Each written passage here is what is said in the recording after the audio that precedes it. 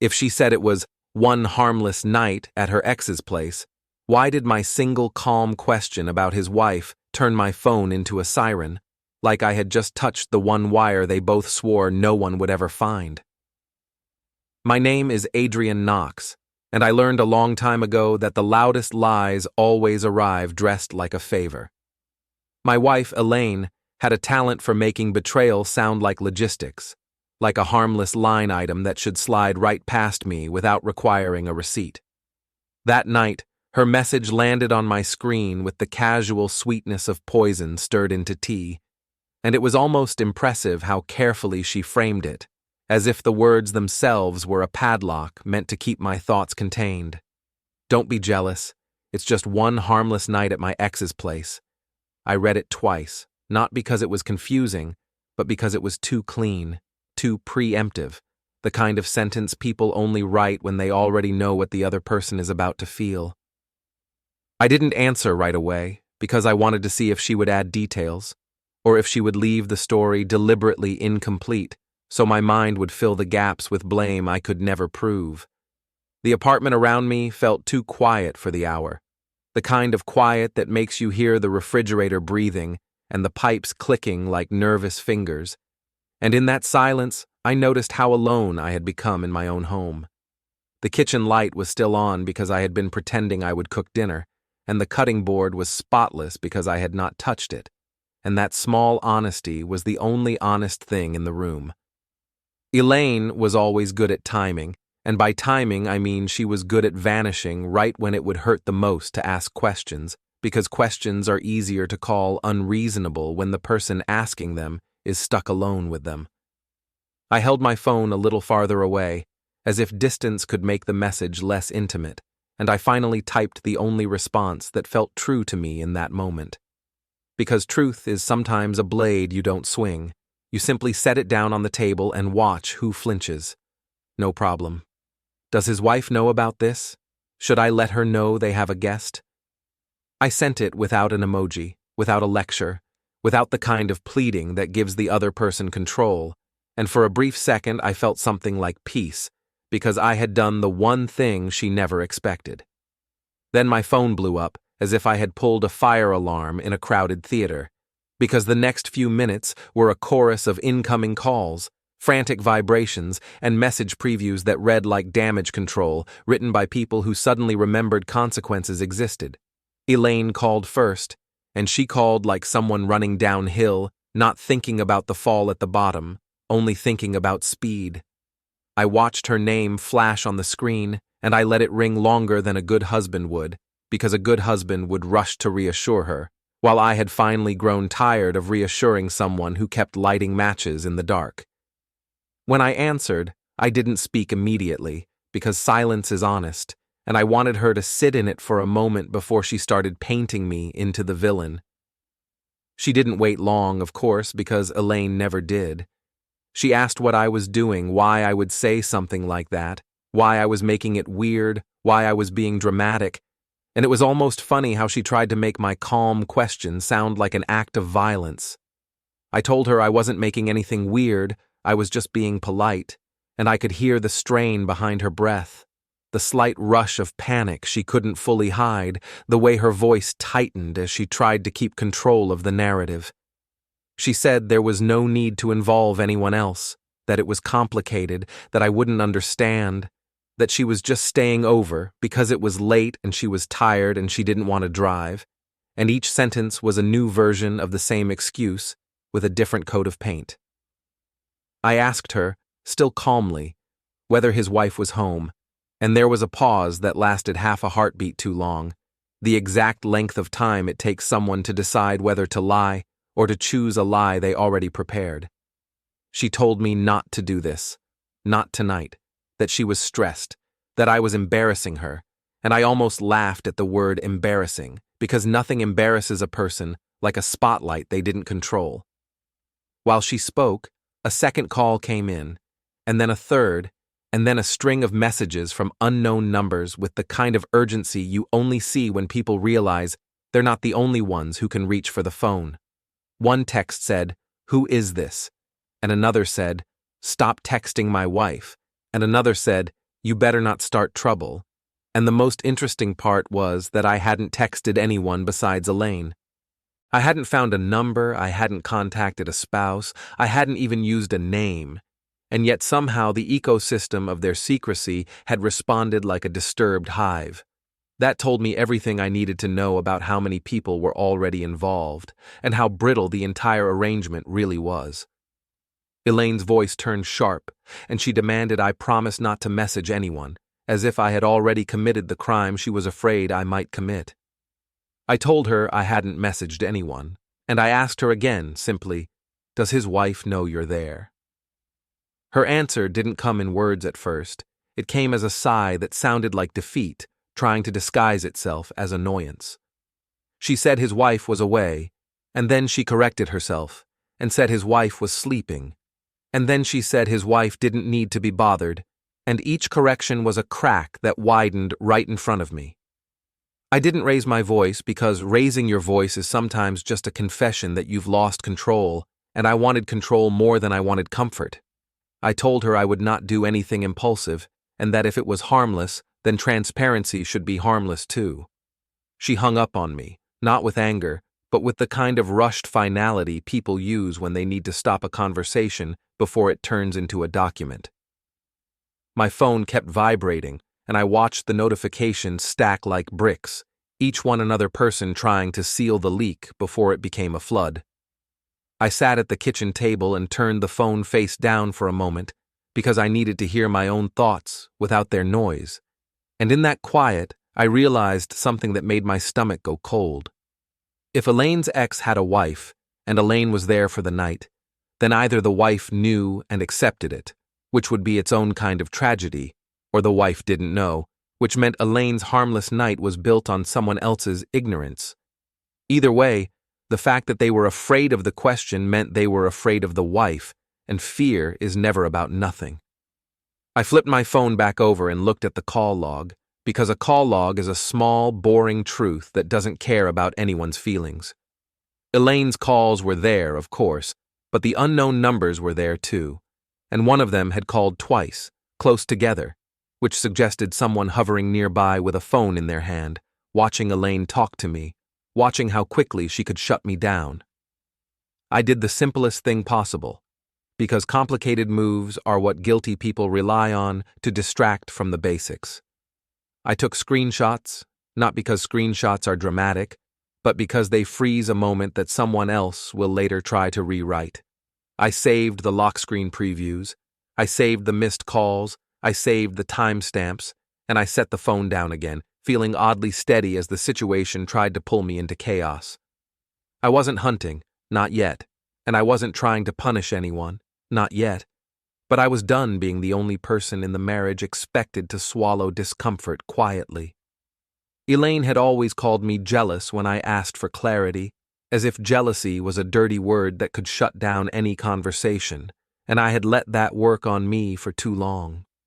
The truth was, I didn't feel jealous in that moment, not the way she wanted me to, because jealousy is hot and messy, and what I felt was cold and focused, the way you feel when you realize a storm is coming and you finally stop pretending the sky is just cloudy.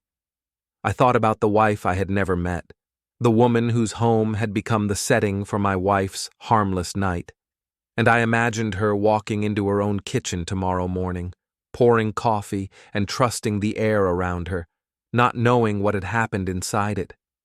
That image made me angrier than Elaine's lies, because lies between two people are a betrayal, but lies that use a third person as furniture are something uglier.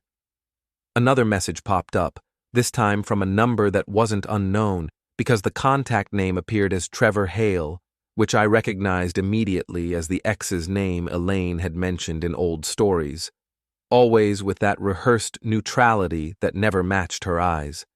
The message was short, and it pretended to be calm, which is how men like that try to regain control, by acting like the reasonable adult in a room they just set on fire. He wrote that there was a misunderstanding, that Elaine was safe, that I needed to relax, and that I shouldn't bother anyone else, because it would only make things worse. I stared at his words for a long moment, because nothing about them sounded like a misunderstanding, and everything about them sounded like a warning. He wasn't asking what I meant, and he wasn't asking whether I had done anything, because he already knew what I could do with a single question, and he was trying to stop me before I did it. That told me there was a wife, she mattered, and she was not supposed to be informed. I didn't reply right away, because replying too quickly would feed his sense of control, and I wanted him to sit with uncertainty the way I had been forced to sit with it for months. Instead, I opened Elaine's original text again and read it like evidence, because once you stop reading messages like feelings and start reading them like tactics, you see the seams. Don't be jealous was not reassurance, it was instruction, and just one harmless night was not a detail, it was a ceiling placed over my head. At my ex's place wasn't a location, it was a test, because she had chosen the one address that carried a history she could use against me, since any discomfort I expressed could be painted as insecurity.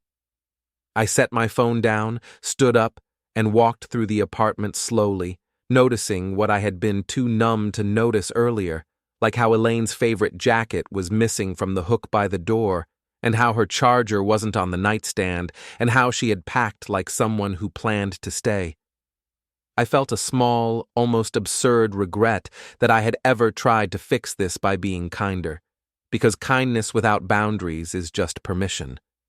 I went back to the table, sat down, and typed a single reply to Trevor that was as polite as it was sharp, because sarcasm is sometimes the only way to keep your sanity when people insult your intelligence. I told him I was relaxed, that I was simply checking whether his wife had agreed to host my wife overnight, and that if everything was harmless, then everyone involved should be equally comfortable with daylight. I sent it, and then I turned my phone face down again, because I didn't need to watch the explosion in real time to know it was coming. I needed to decide what kind of man I was going to be now, in the part of the story where most men either beg or break. I wasn't going to beg, because begging teaches people that your dignity is negotiable. I wasn't going to break, because breaking would give them the messy reaction they could point to later as proof that I was the problem. What I was going to do was simple, lawful, and slow, because slow is what makes the truth unbearable for liars. I was going to collect what I could from my own life, from my own devices, from my own receipts, from my own calendar, and I was going to ask the kind of questions that sound innocent until the guilty realize how far those questions can travel. Elaine thought she was spending one harmless night at her ex's place, but I could already feel the shape of the next 30 days forming, and it didn't look harmless at all. My phone flipped over by itself from another vibration, and before I could stop it, a new lock screen preview lit up, showing Elaine's next message arriving like a panicked correction, and I realized she was finally afraid of me for the first time in our marriage.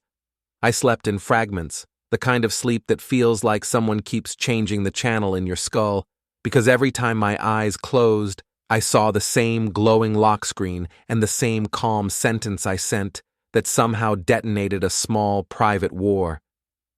Sometime after midnight, the calls slowed down, not because the panic ended, but because they realized noise was only proving my point and silence was their new strategy.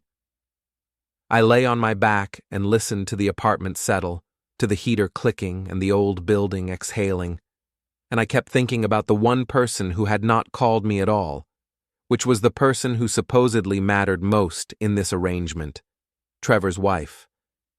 If Elaine was truly harmlessly sleeping at her ex's place, then the wife would either have the kind of confidence you can't fake or the kind of blindness people mistake for peace, and I wanted to know which it was, because either answer would tell me what kind of truth I was standing inside. Around 3 a.m, Elaine sent a new message that tried to sound composed, and it failed in the way all forced composure fails, because it arrives too late and it tries too hard to clean up a spill that has already soaked into the floorboards. She said she was staying on the couch, that she needed space, that I was reading into things, that I was making her feel unsafe, and that she would talk to me tomorrow when I could be reasonable.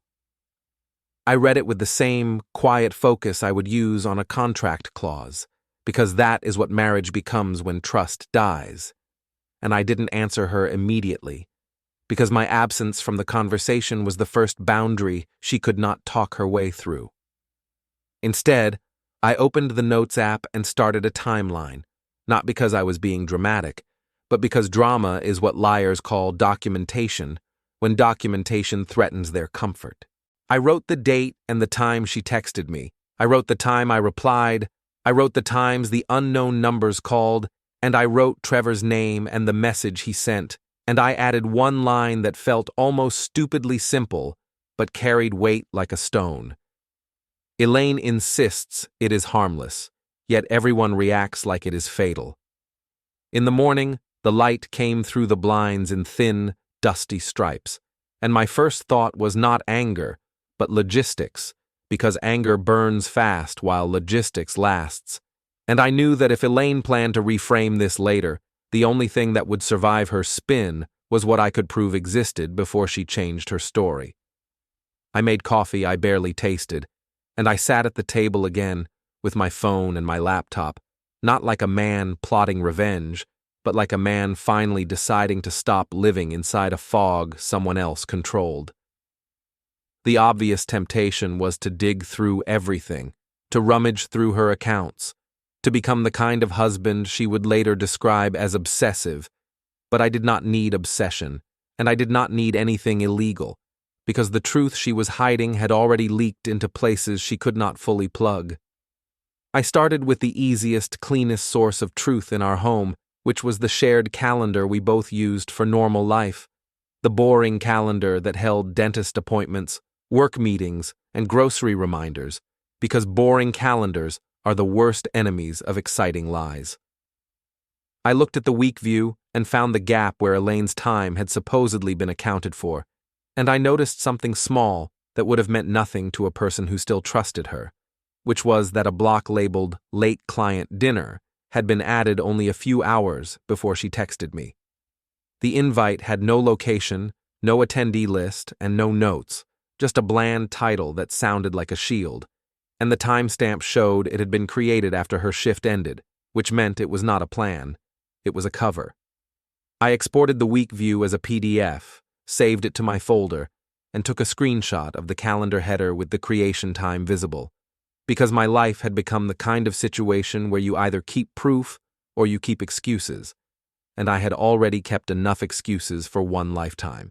Next, I checked the shared account alerts, not because I wanted to police her spending, but because money is honest even when people aren't, and the simplest betrayals always leave a faint financial scent behind them.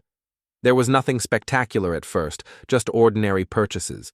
But then I saw a merchant notification from a gas station across town, a place Elaine never used unless she was traveling farther than she admitted, and the time on the transaction sat uncomfortably close to the time she claimed she was on the way to Trevor's. I didn't jump to conclusions, because conclusions without structure are just feelings dressed up as certainty, and I had promised myself I would not give her the gift of calling me emotional. I saved the alert, noted the time, and wrote it into my timeline with a simple phrase that left no room for interpretation. Gas station transaction appears inconsistent with stated route. The next thing I did felt almost pathetic, like the behavior of a man who doesn't trust his own eyes, but I did it anyway because it was lawful and it was mine to check, and in this new version of my marriage, lawful and mine were the only safe categories.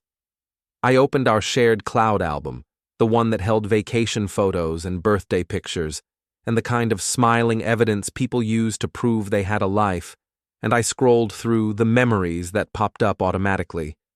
I wasn't hunting for a secret photo, because I knew she was too cautious to leave a clear image sitting there, but I was looking for metadata, for dates and locations that appear even when faces do not, because technology doesn't care about your storyline. A memory from 2 weeks ago surfaced, a photo I didn't remember taking, a blurry shot of a street mural that looked like nothing until I noticed the location tag attached to it. The location was near Trevor's neighborhood, and the time was early evening, a time Elaine had told me she was at a work training. It wasn't proof of sex, and I didn't need proof of sex because proof of deception is the doorway, and once you have that doorway, the rest of the house gets easier to walk through. I saved the screen, noted the location, and kept my hands steady on the table, because the hardest part of betrayal is not the cruelty, it's the way it forces you to become your own investigator in a life you thought you understood. Elaine finally called late morning, and her voice sounded less frantic and more rehearsed, like she had spent the night aligning her words with Trevor's, like two people comparing notes before a meeting. She asked if we could talk, and I could hear her trying to sound adult, trying to sound above it, which is the posture people take when they're about to accuse you of being childish for noticing their lies. I told her we could talk when she came home, because I wasn't going to do this through a device she could hang up, and because I wanted her to say things in the same physical space where our life was supposed to exist. She hesitated, then said she wasn't sure she would come home today, because she needed time, because I had crossed a line, because I had threatened her with humiliation, and that last phrase almost made me smile, because it was her confessing without realizing it. I didn't threaten her with humiliation. I threatened her with a question, and the only reason a question feels like humiliation is if the answer is embarrassing. I told her I had not contacted Trevor's wife. I told her I had not posted anything anywhere, and I told her I was simply asking whether the wife knew the truth. Elaine said it was none of the wife's business, which was a fascinating sentence to hear from a woman who was currently using the wife's home as a motel. And when I pointed that out, her voice sharpened, and she accused me of twisting her words. I asked her to explain the harmless night again, slowly, with details, and she gave me a version that sounded almost believable until the details didn't line up with the timestamps I had already captured. She said she arrived around 10, but the gas station alert was at 9:15, and the route didn't make sense unless she took a detour she hadn't mentioned. She said she went straight to the couch, but she also said Trevor's wife was asleep upstairs, and I asked her how she knew that, and Elaine paused in that specific way that makes you feel like someone is shuffling papers on the other end.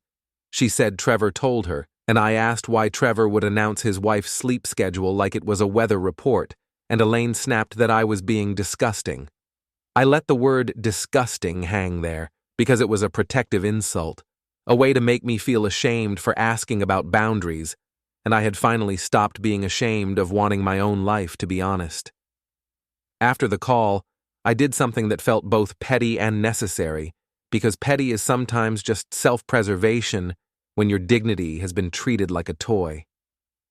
I drove past Trevor's neighborhood, not to spy, not to lurk in bushes like a cartoon villain, but to see if the world matched Elaine's story, because stories collapse faster when you place them next to reality. The streets were clean and quiet, the kind of neighborhood where people pretend nothing bad happens because the lawns are trimmed, and when I turned onto his block I kept my speed steady and my face blank, because there is nothing more revealing than a person who looks guilty while doing nothing illegal. Trevor's house came into view, and I didn't stop in front of it. I didn't park, I didn't stare, but I saw enough in 2 seconds to tighten the knot in my stomach. Elaine's car was not in the driveway, which would have been fine if she had left early, except she had said she was still there and needed time.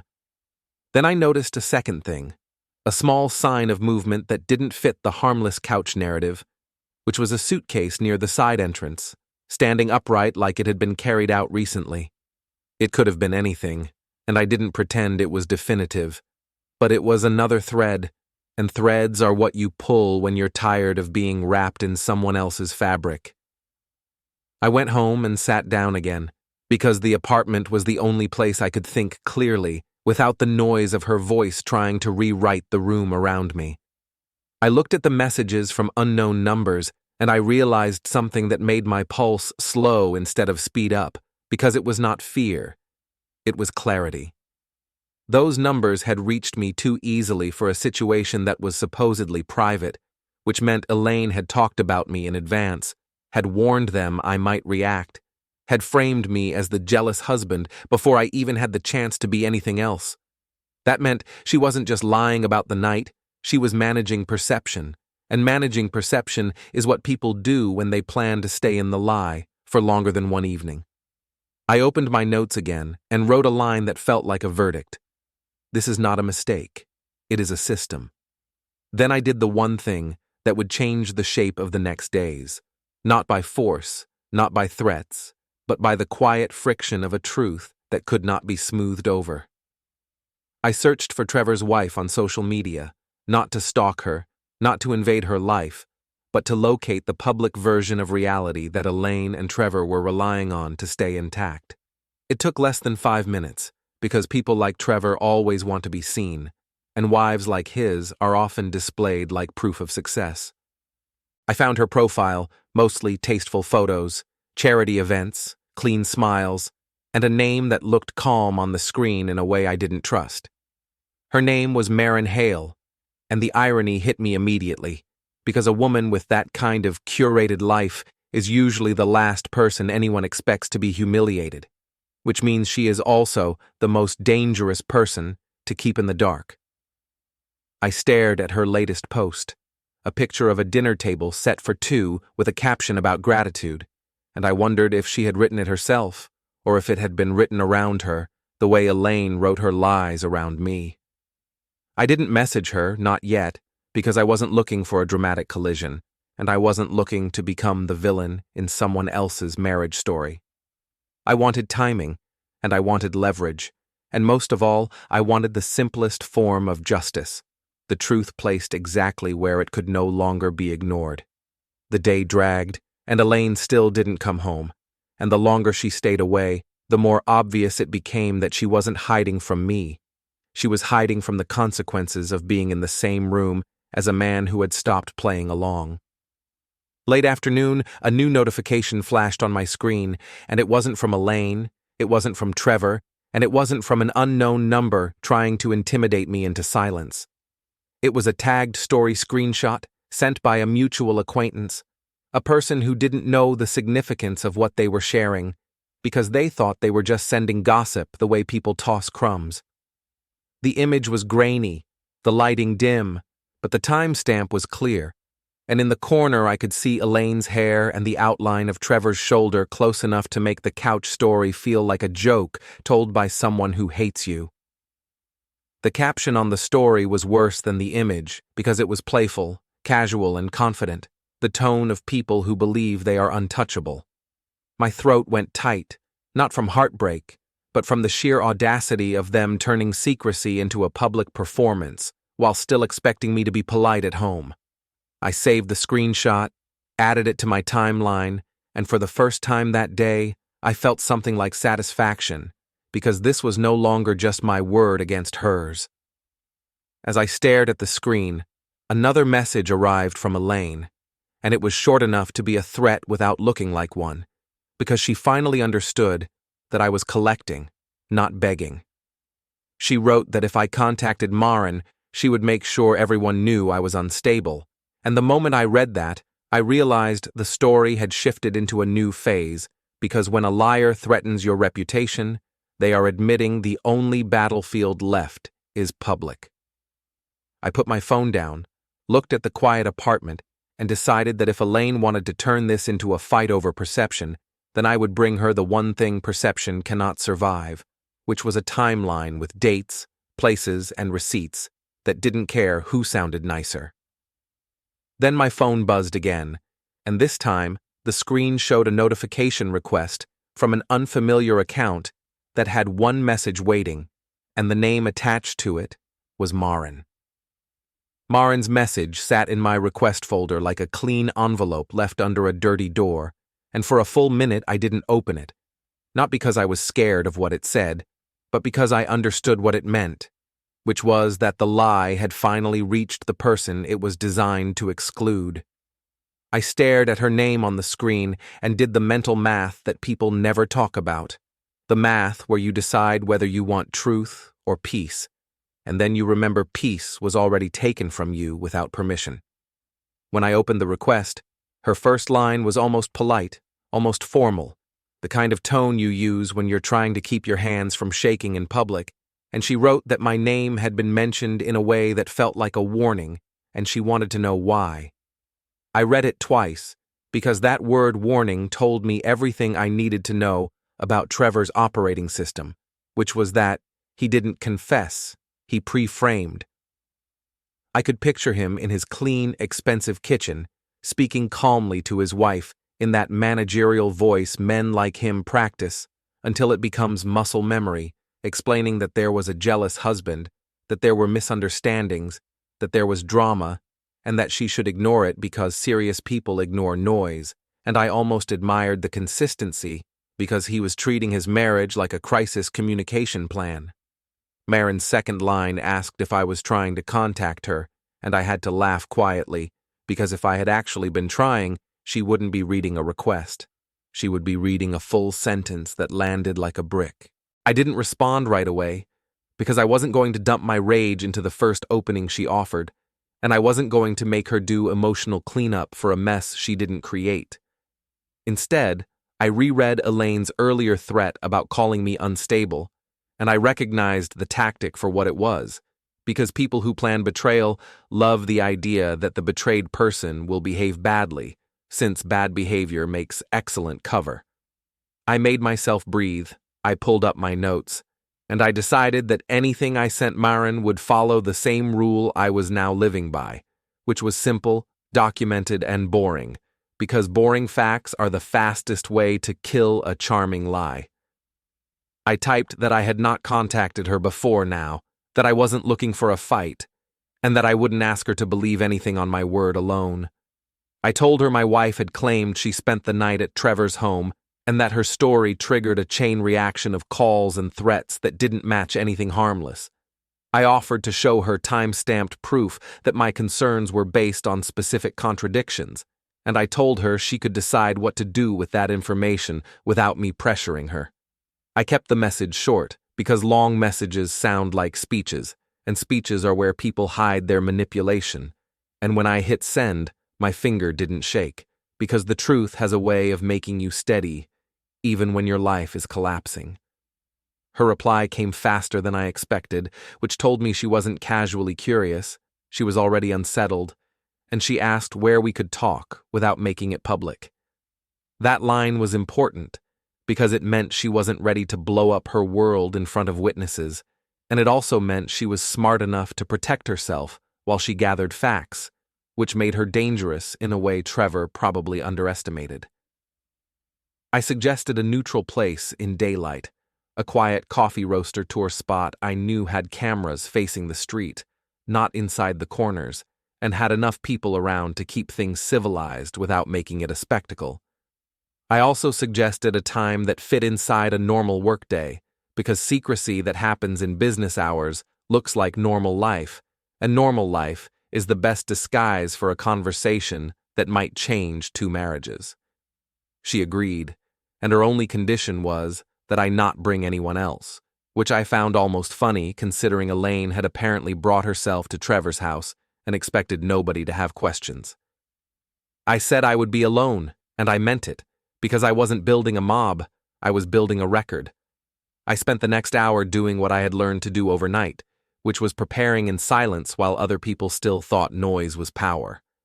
I gathered the proof I already had, but I organized it in a way that would make sense to someone who didn't live inside my head, because if you want a stranger to trust you, you don't throw a pile of emotions at them, you hand them a clean line of facts.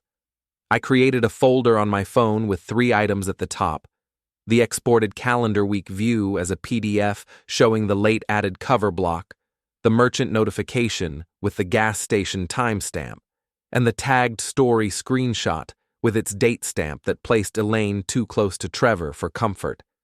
I made sure the screenshots showed the system time and the app headers, because I wasn't interested in convincing Maren through force of personality, and I wasn't going to give Trevor the opportunity to claim I manufactured anything. Then I added a 4th item that mattered less as proof of betrayal and more as proof of pattern: the cloud memory screen showing the location tag near Trevor's neighborhood during a time Elaine had claimed she was elsewhere. None of it was dramatic, none of it showed bodies or beds, and that was the point. Because the real betrayal isn't only sex, it's the work someone does to make you doubt the obvious. Elaine called again while I was organizing, and this time she tried a softer approach, the kind that people use after their threats don't land. She said she wanted to come home and talk, and she asked why I was doing this, and she said she felt like I was trying to punish her for needing space.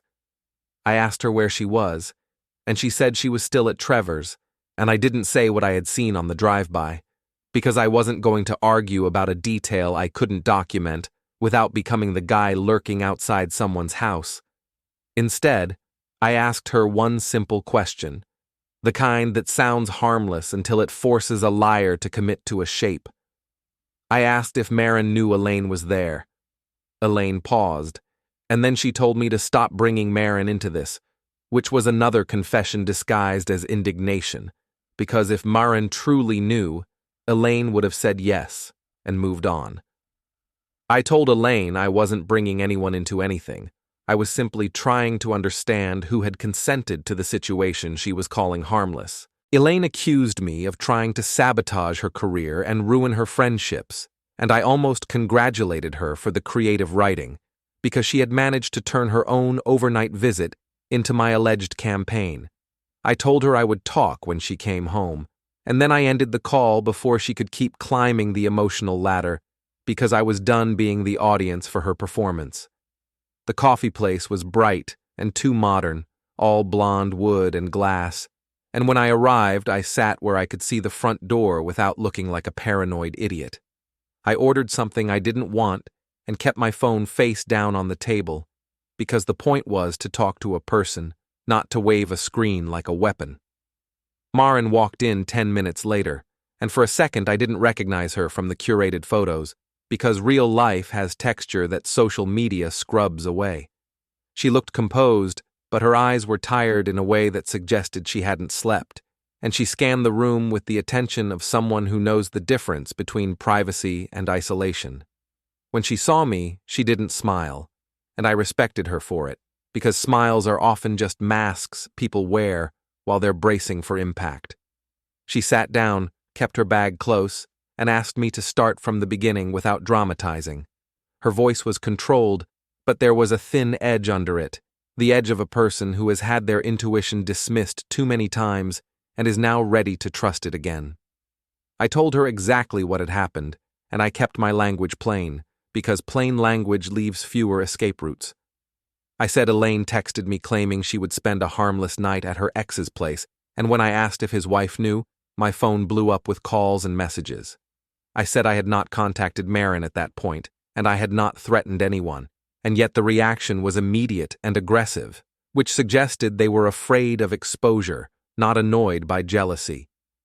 Maren listened without interrupting, but I saw her jaw tighten at the word exposure, and it made me wonder what she had been swallowing for years without calling it poison. Then I turned my phone toward her and asked if she wanted to see what I had saved, and I gave her the choice, because choice is the one thing betrayal steals first. She nodded once, and her hand stayed flat on the table, like she was anchoring herself to the present. I showed her the calendar PDF first, because the calendar is the kind of proof you can't argue with emotionally. I pointed to the block Elaine had added late, and the lack of any details that would support it, and I asked if Trevor had ever used calendar tricks in their home, and Maren's eyes flickered, the way they do when a person connects a new fact to an old discomfort. She didn't answer that question directly, which was answer enough, and she asked what else I had. I showed her the merchant notification next, and she asked why that mattered, and I explained that I wasn't claiming the gas station was a crime. I was claiming that the timing didn't fit the story Elaine told, and stories that don't fit time usually don't fit truth. Then I showed her the tagged story screenshot, and I watched her face change in a slow, controlled way, like a dam developing cracks. She leaned closer, not because she didn't believe it, but because she needed to confirm every pixel for herself, and when she saw the timestamp, she went quiet in a way that felt heavy.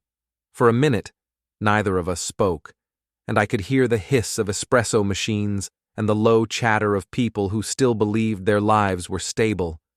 Maren finally asked the question I expected her to ask, but she asked it in a way that told me she was already suspecting the answer. She asked if I believed Elaine and Trevor were sleeping together, and I told her I believed Elaine was lying about where she was, and I believed Trevor was invested in keeping that lie intact, and those were the only claims I was willing to make without crossing into speculation. Maren nodded slowly, then asked something that surprised me, because it revealed the deeper shape of her problem. She asked whether Elaine had ever contacted her before, as if she was checking whether this betrayal was a new accident or an old routine. I told her I had no evidence of previous contact, but I admitted that the cloud memory location tag suggested Elaine had been near Trevor's neighborhood before, and I watched Maren absorb that like a person quietly counting losses. Then Maren said something that hit harder than any accusation because it came out calm and almost clinical.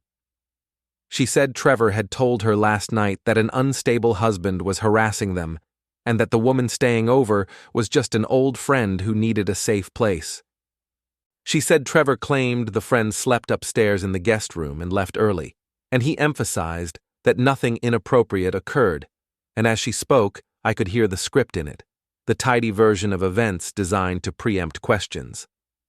I told her my wife had claimed she was at Trevor's house, and that she had also implied Maren was asleep upstairs, and Maren's eyes narrowed as she realized the two stories didn't align even in their invented details. She asked me why I was telling her this, and there it was, the real question, the one beneath the facts, the one that tests character. I told her the truth, and it wasn't noble, but it was honest. I said I was tired of being gaslit, and if Elaine wanted to treat Maren's marriage like a convenience store open late, then Maren deserved to know what was being taken from her shelf. Maren sat back and looked past me toward the window, and I could see her trying to decide whether she was about to become a different kind of woman, a woman who stops cooperating with the story. She asked if I had contacted Trevor, and I told her I had not, beyond the messages he had already sent me, because I wasn't interested in a fistfight, and I wasn't interested in giving him a chance to paint himself as the calm victim and me as the raging threat. She said that was smart, and the fact that she said smart, not kind, told me we were speaking the same language now. Then she lowered her voice and said something that changed the entire geometry of the situation. She said Trevor had an event coming up, a charity gala where he would be publicly praised, and he had insisted she attend because optics mattered, and he had also insisted she not ask questions until after, because he didn't want distractions.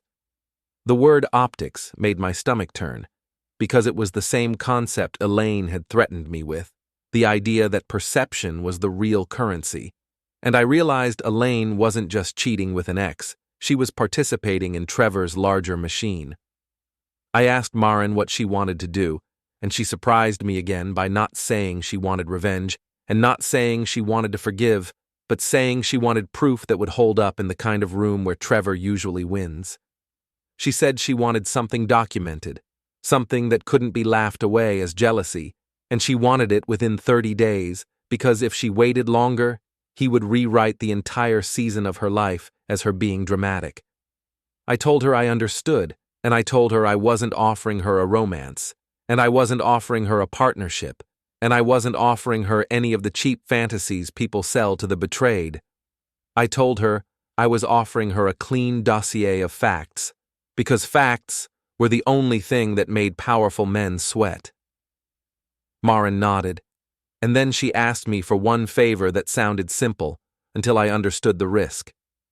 She asked me to forward her the tagged story screenshot and the calendar PDF, and she asked me to do it in a way that wouldn't alert Elaine, because Elaine and Trevor were already watching for leaks.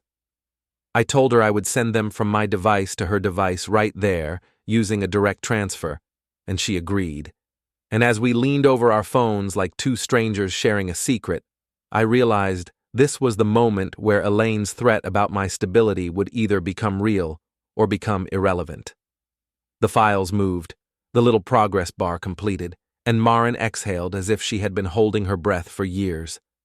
She stood up, and before she left, she looked at me with a steadiness that didn't match the glossy photos online.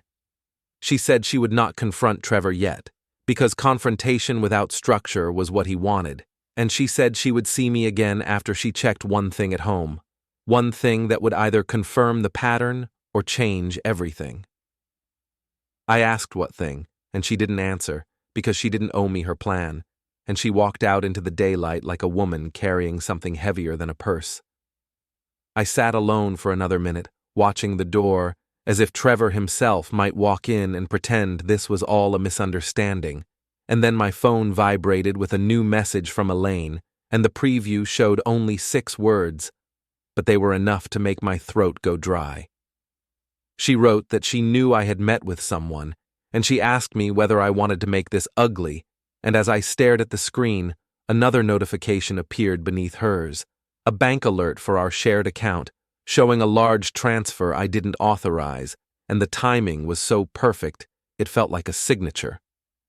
The bank alert sat under Elaine's message like a second knife, and the thing that made it worse was how ordinary it looked, because betrayal rarely announces itself with fireworks. It usually arrives as a tidy line item with a timestamp and a smug little confirmation tone.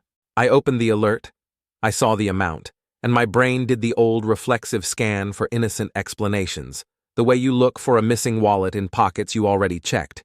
Except this time, the pockets were my marriage, and the empty space had a name. The transfer was tagged as scheduled, which meant it was not a panic click in a hallway. It was a plan she had already prepared, and the timing was too perfect to be coincidence, because she sent the intimidation message first. Then she moved the money, and the order told me she wanted me emotionally loud and financially cornered at the same time. I stared at the screen long enough for the anger to bloom, then I forced it back down, because anger was exactly what she and Trevor would point to later when they needed a simple story about an unstable husband. I did not reply to Elaine, I did not call her, and I did not write anything I would regret in the morning, because my job for the next 30 days was to become the kind of man whose silence creates problems for liars. I stood up, walked to the kitchen, and looked at the stupid little bowl where we kept spare keys and loose change, because in our house we loved pretending nothing serious was happening, and I realized that was how Elaine could move like this without tripping any alarms, because our life had been built on the assumption that we were still a team. I took my phone back to the table, pulled up our account history, and I scrolled slowly, not to find the smoking gun, but to map the pattern, because patterns are what people like Trevor rely on when they decide who is safe to exploit. I saw small charges that suddenly made sense, little dinner tabs that didn't match the nights she claimed to be exhausted, little rideshare charges that never existed when she used to drive herself, and I could feel my stomach tighten as I realized that I had been funding my own humiliation in manageable installments. I took screenshots of the transfer line, the scheduling detail, and the last 5 unusual charges, making sure the time and header were visible, because if Elaine wanted to play the game of optics, then I would play the game of documentation. I saved everything into the folder I had already started, and the folder's name, Weak View, suddenly felt too gentle, so I renamed it Ledger, because that's what it was becoming, a ledger of the moments she thought I was too loyal or too tired to notice. When I called the bank, I kept my voice flat, the way you talk when you are reporting a broken appliance and not a broken life. And I asked what options existed to protect my portion of the funds without turning the call into an accusation they could later frame as harassment. The person on the line gave me the standard language, the standard routes, the standard warnings about shared accounts, and I listened as if I was learning the rules of a board game I never agreed to play. I requested the documentation for the scheduled transfer, I asked for a record of who initiated it, and I asked for the simplest way to prevent further discretionary movement from the shared pool while keeping bills paid, because my goal was not revenge with a flamethrower. It was survival with a paper trail. The representative told me what was possible and what was not, and I took notes like a man preparing for a hearing, because I had already learned one truth in the last 24 hours, which was that the calm person with the organized facts wins the room. By the time I ended the call, my hands were steady, and that scared me a little, because it meant some part of me had already accepted that this marriage was now a negotiation with an adversary. Elaine's next message came in while I was still sitting there, and it was the kind of message designed to sound reasonable in a screenshot, which told me she was thinking about evidence too. She wrote that she was worried about me, that I was spiraling, and that I should stop contacting people, as if I had been dialing strangers like a prank caller, and not simply asking one rational question about whether her host's wife knew the truth. She added that she moved money for safety, which was rich coming from a woman who had chosen to spend the night at a man's house while insisting it was harmless, and then she ended with the line that was meant to pin me under her story, which was that she would tell someone if I kept escalating. I read it, I let it sit, and I didn't answer, because any reply would become her proof that I was unstable, and the irony was that the best way to defeat a narrative is to refuse to help write it. I texted Maren instead, and I kept it surgical, because she didn't need my emotional dump, she needed situational awareness. I told her that Elaine had just moved money from our shared account right after threatening me, and I asked if Trevor had ever used financial safety as an excuse to control her, because the language felt rehearsed, like a script passed between people who had practiced turning accountability into danger. Maren replied a few minutes later with a single sentence that hit me harder than a paragraph because it confirmed the pattern without decorating it. She wrote that Trevor had once frozen their joint discretionary spending after an argument, and he called it risk management, and even through the screen I could feel the coldness of that phrase, because it turned a marriage into a corporate policy.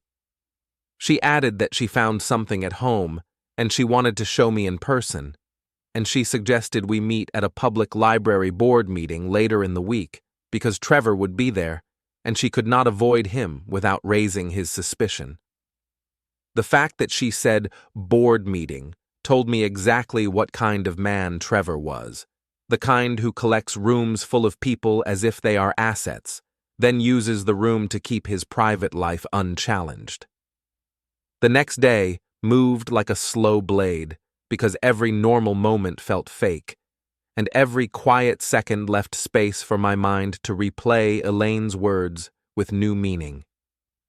She came home in the afternoon, not with an apology, not with fear, but with a practiced calm that felt borrowed, and the first thing she did was look around the living room as if she expected evidence to be sitting on the couch, like a witness. She asked what I was doing, she asked why I had made things weird, and she tried to act like the night before had been a misunderstanding caused by my jealousy, even though my phone still held the record of her threat and her transfer. I told her I knew money had been moved, and I asked her why she scheduled it, because scheduling requires intention, and intention is what destroys plausible deniability. She said she had every right to protect herself, and she said she didn't feel safe with me, acting like this. And the problem with that line was that it was too polished, too neatly shaped for the moment, and it made me wonder how many times she had rehearsed it with Trevor in a room where the two of them got to agree on what reality should look like. I asked her if Trevor's wife knew she stayed over, and she laughed in a way that was meant to be dismissive, and she told me to stop obsessing over Maren, which was like watching a thief complain about the lock. I didn't raise my voice, I didn't pace, and I didn't do any of the dramatic things she clearly expected, because I could feel the trap waiting for me, the trap where she records me or provokes me into a scene, and then she uses the scene to justify whatever she plans next. I told her I had already spoken to the bank about protecting my portion, and I told her I would continue paying household bills, but I would not fund secret nights and fake narratives anymore. Elaine's eyes narrowed because she wanted to control the battlefield, and I had moved it from emotion to documentation. She called me calculating, and I almost smiled, because the word calculating is what liars call you when you stop being convenient. She asked if I was trying to punish her, and I said I was trying to stop being punished quietly, because quiet punishment is the one no one else sees, and it is the one that makes you doubt your own worth. That night, Elaine slept in the bedroom while I took the couch, and the distance felt both pathetic and clarifying, because for the first time the house looked like a set, not a home.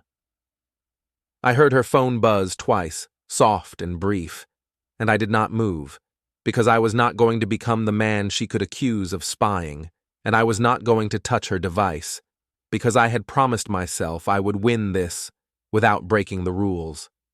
Instead, I wrote down the time of the buzzes in my notes, not because I knew what they meant, but because the act of noting time kept my mind from spinning into fantasies. I fell asleep for maybe an hour, and I woke to another bank notification, smaller this time, another movement that looked like a test, like she was checking how fast I would react, and I realized the money wasn't the prize, the reaction was. Elaine wanted me to become loud, and Trevor wanted to be able to point at my loudness as the reason their choices were justified, and I could almost hear him telling Maren that unstable men do unstable things, and I could almost hear Elaine repeating it with the confidence of someone who had finally found a script that made her guilt feel like self-defense. 2 days later, the library board meeting arrived, and I hated that my life now had meetings in it, because meetings are where people hide cruelty behind procedure.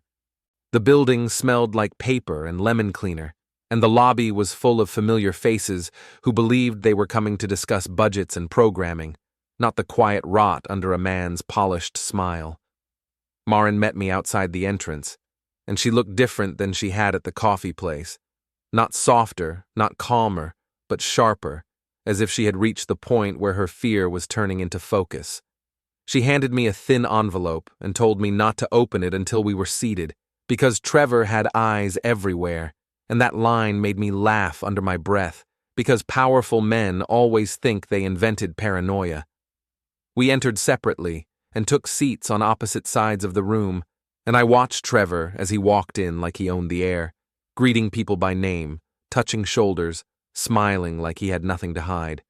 Elaine wasn't with him, which meant she had either been told to stay away or she had chosen to, and the absence was its own signal, because when people start managing optics, they start cutting variables. When the meeting began, I opened the envelope under the table and found a printed email chain, not content, but headers, dates, subjects, and recipients, and the subjects were the kind that sound boring until you understand what they imply. The chain showed a set of itinerary updated subjects with 2 guests referenced, and it showed Elaine's email address appearing in a thread she had never mentioned to me, and it showed Trevor using the same language he had used on Maren, the language of risk management and distraction, as if women were problems and men were systems. My throat went tight, not because I was shocked, but because the paper made the betrayal concrete, and concrete things are harder to forgive. Maren leaned slightly and whispered that she found the headers in their shared inbox archive, filed under a folder Trevor assumed she never checked, and she said she took photos of the screen first, then printed them, because screens can be called fake. But paper in a room feels real. I didn't answer, because I didn't trust my voice to stay calm, and I didn't want Trevor to look over and see anything in my expression that would warn him. Trevor spoke during the meeting about community, about transparency, about protecting the institution from noise, and I felt my jaw tighten as I watched him sell decency like a product while using procedure as a shield. Then, halfway through a discussion about funding, the board secretary mentioned a forthcoming charity gala and asked Trevor to confirm the guest list and the seating, and Trevor nodded smoothly, the way men do when they assume the room belongs to them. Maren raised her hand, and the room turned toward her, and I saw Trevor's smile hold for half a second too long, as if he was calculating the risk. Maren said she had a question about the guest list, and she asked whether the list included personal guests who were not disclosed to spouses, and even though she kept her tone polite, the sentence landed like a match near gasoline. Trevor's expression barely shifted, but I saw the flicker, the microsecond where his eyes hardened, and I knew then that Maren was done playing nice. As the room murmured, my phone vibrated with a new message from Elaine, and the preview line made my stomach drop, because it wasn't a threat this time. It was an announcement. She wrote that Trevor had advised her to file something for protection, and that she would be meeting someone tomorrow to make it official, and as I stared at the words, I realized the next move wasn't going to be emotional at all. It was going to be procedural, and that meant the war was about to enter a room where documents decide who gets believed. My name is Adrian Hale, and I learned the hard way that the most dangerous weapon in a divorce is not a fist. It is a sentence written early enough to become the first version everyone repeats.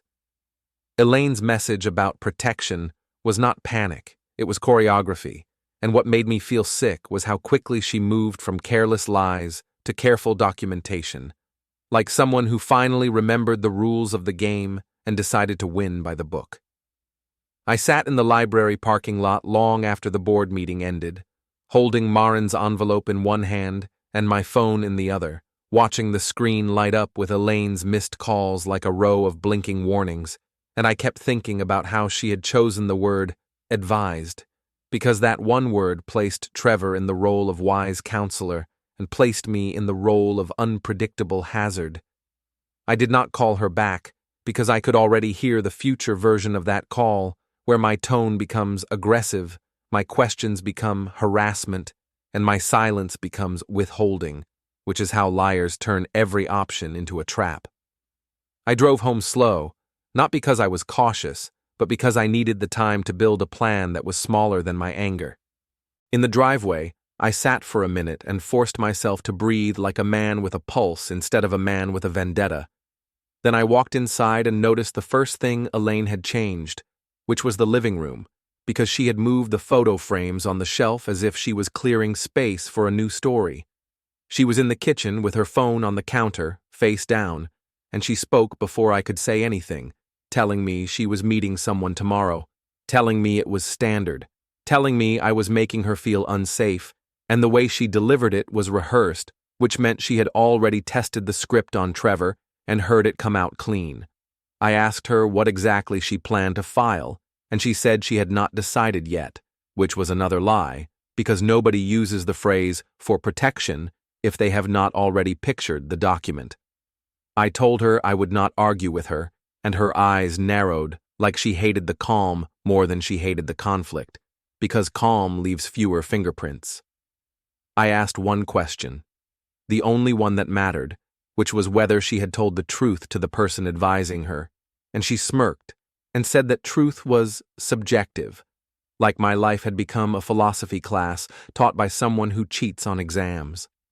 That night, I slept with my phone on my chest, like a nervous teenager, not because I feared Elaine, but because I feared the story she was about to write over me. At 3 a.m, I woke to a buzz, and it was not her this time. It was a bank alert. Another scheduled movement from our joint account, smaller and more surgical, like a series of cuts meant to drain me without drawing attention. I took a screenshot with the header visible, then I opened the account history and scrolled back far enough to see the pattern I had missed when I trusted her, because trust makes you lazy and laziness makes you easy. I saved the screenshot into the ledger folder, I wrote down the time, and I forced myself to do the unromantic work of survival, because in a war of narratives, romance is how you get killed. In the morning, Elaine left early, wearing the kind of outfit that signals seriousness without saying it out loud, and she told me she would be busy all day, which was her favorite word when she didn't want to explain a location. I waited until her car pulled away. Then I did the first thing a man does when he realizes the rules changed, which was to stop improvising and start documenting. I printed the bank alert screenshot, I printed the last 10 unusual transactions, and I signed the back of each page with the date, not because a signature is magic, but because it shows continuity, and continuity is what keeps liars from rewriting your timeline.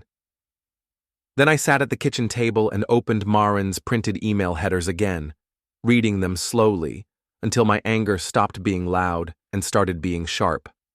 The subject lines were boring on purpose, because boring is how you hide a second life in plain sight, and the two guests' language was the kind of innocent detail that becomes brutal when you realize it was never meant to include me.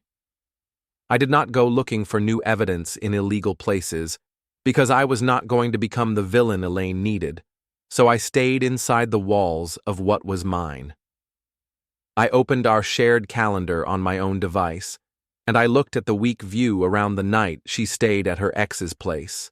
Then I compared it to the week view around the charity gala planning, and I noticed a conflict that should not exist, a block labeled as a committee session that overlapped a vendor walkthrough, both marked as her obligations, both supposedly essential and both impossible for one person to attend. I exported the week view as a PDF, the kind of mundane move that feels pathetic until you realize courts and HR departments worship mundane moves. Then I saved it into my ledger and printed a copy for the folder. I stared at that calendar overlap until I understood what it meant, which was that Elaine's lies were not spontaneous, they were scheduled, and scheduling is the opposite of harmless. Around noon, Maren called, and her voice sounded quieter than the night before, but it was not weakness. It was someone trying to keep her composure from cracking in public.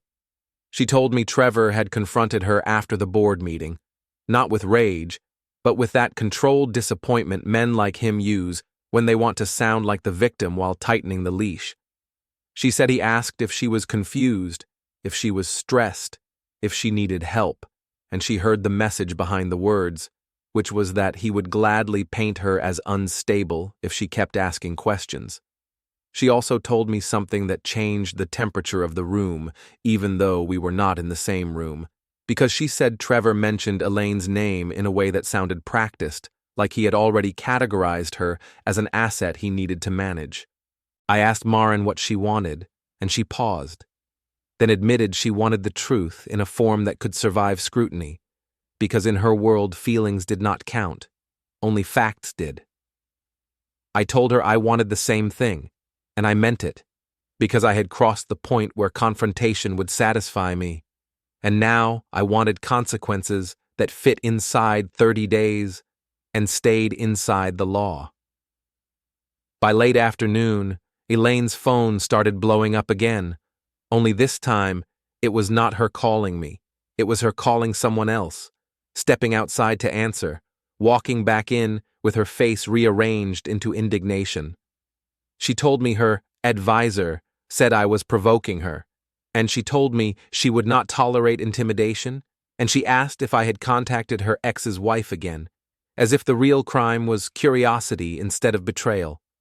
I asked her one more time where she had been, and she said she had been with a friend, and she looked just slightly left of my eyes while saying it, which was a small thing, but small things are how you catch scripted people.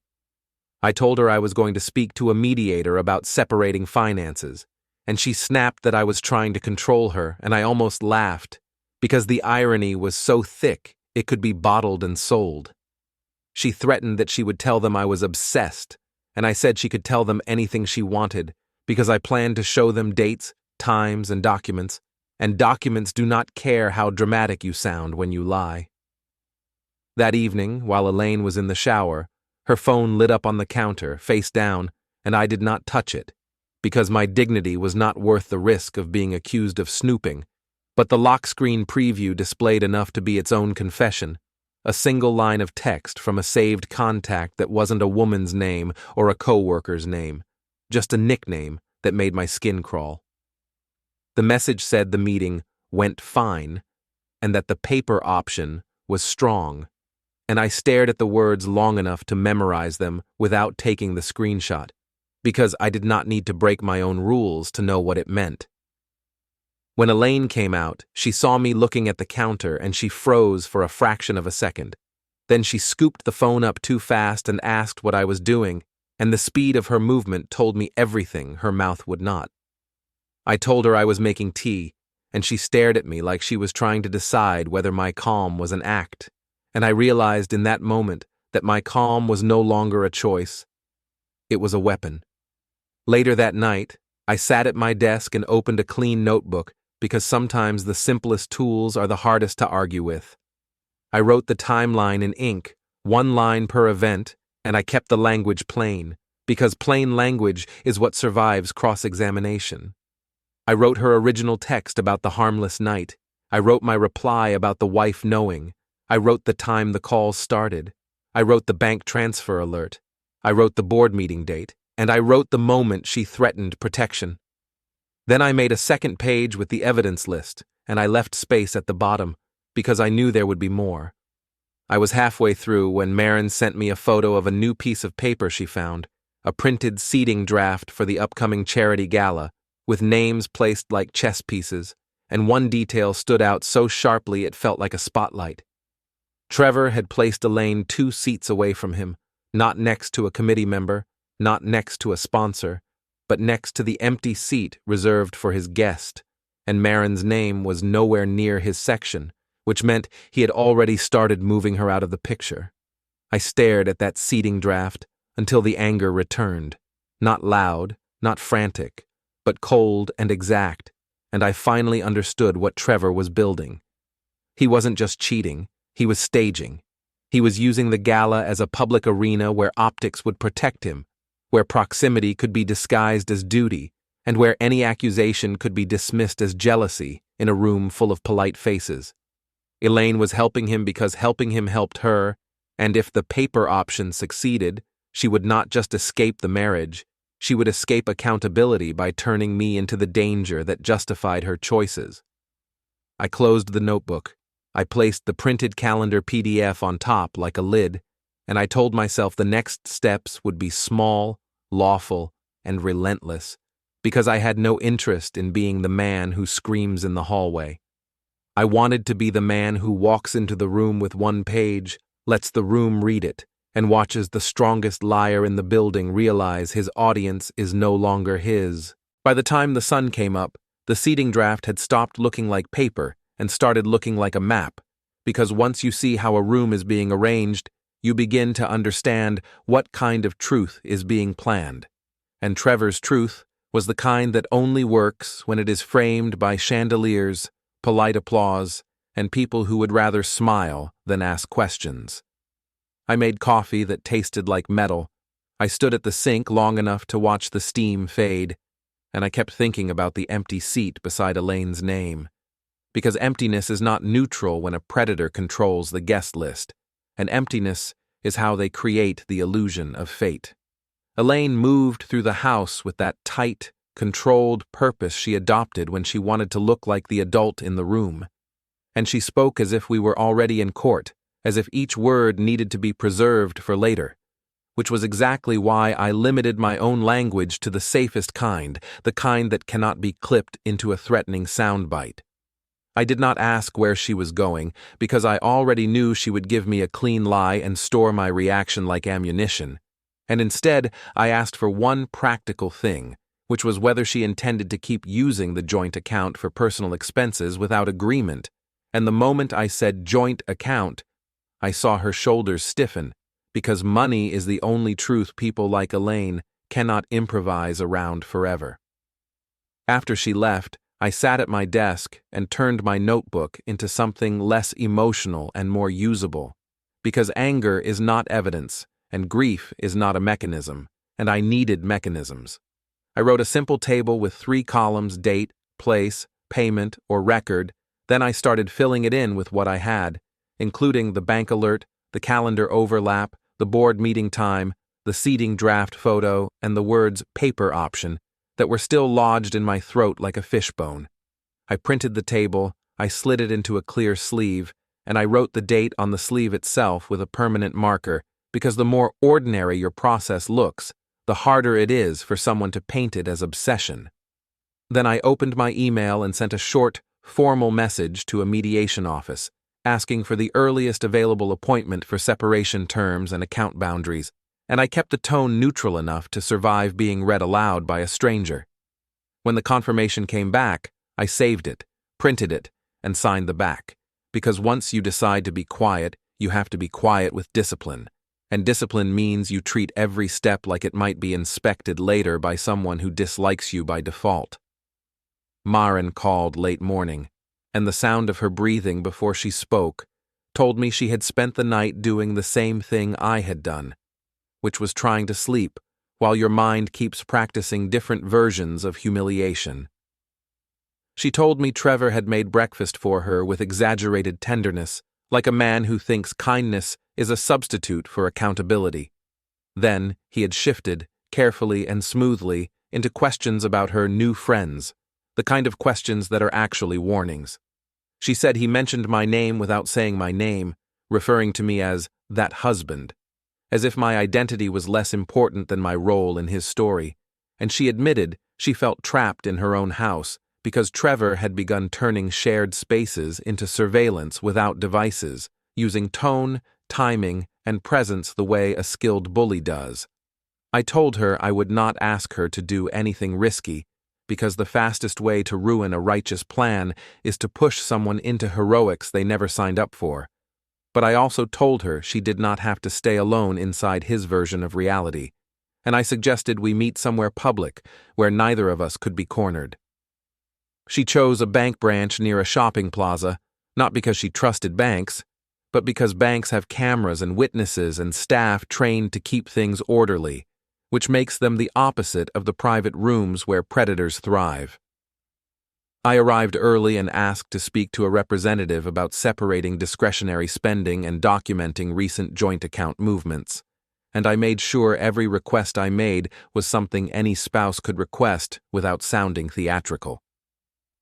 The representative was a middle-aged woman with an expression that suggested she had seen every type of domestic catastrophe and learned to survive it by staying polite and precise, and she listened while I explained that we were entering mediation and needed a clear, dated snapshot of recent transactions for the record. She printed a summary line, not a full history, just enough to show dates, merchants, and amounts, and she stamped it with the bank's standard stamp, the kind that turns paper into something people take seriously. I thanked her, I signed the back, and I slid it into my folder as if this was the most boring errand in the world, because boredom is camouflage, and I needed camouflage more than I needed sympathy. Maren arrived 10 minutes later, walking with her shoulders squared and her face composed, and that composure made me respect her instantly because it was not denial, it was strategy. We sat in the waiting area with a respectful distance that looked like coincidence to anyone watching, and when we spoke, we kept our voices low and our words measured, because the point was not to bond over pain, the point was to align on facts. She showed me a photo she had taken of Trevor's gala binder, not stolen, not rifled through, just a cover page visible on a desk when he left the room, and the cover page alone carried the truth like a watermark, because it listed sponsor tiers and included a line about VIP guest accommodations, which sounded innocent until you remembered the "two guests" subject line in the email headers she had already found. I showed her the stamped transaction summary and the mediation confirmation, and I watched relief flicker behind her eyes, because relief is what happens when you realize you are not crazy and you are not alone, and for someone living with a controlled liar, that relief can feel like oxygen. We agreed on one simple rule that made everything else easier, which was that neither of us would chase evidence outside our lawful reach, and neither of us would confront privately in a way that could be twisted, because the only safe confrontation is the kind that happens in front of witnesses and documents. Maren told me she was willing to attend the gala, not as a spouse clinging to appearances, but as a witness ready to watch his mask slip if the right pressure was applied. I told her I was not coming to the gala to scream, or to fight, or to plead, because pleading is how you feed a narcissist, and instead I was coming to place one clean truth into the room, and let the room do the rest. She asked what truth, and I told her the truth would be built from dates, places, and payments, because dates do not argue and payments do not apologize, and when you lay them side by side, the lies collapse under their own weight. I left the bank with my folder heavier and my nerves steadier, and as I walked toward my car I noticed Elaine's car in the lot, parked 2 rows away, angled as if she had arrived quickly and without care. The sight of it made my pulse spike, not because I feared her, but because I recognized timing, and timing is how coordinated people signal each other.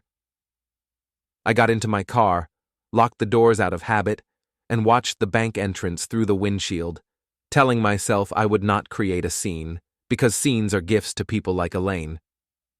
A few minutes later, she emerged from the bank lobby with her phone in her hand, and her face set into a hard, performative calm, and she looked directly at my car as if she had known exactly where I would be, which told me she had been watching my habits longer than I wanted to admit.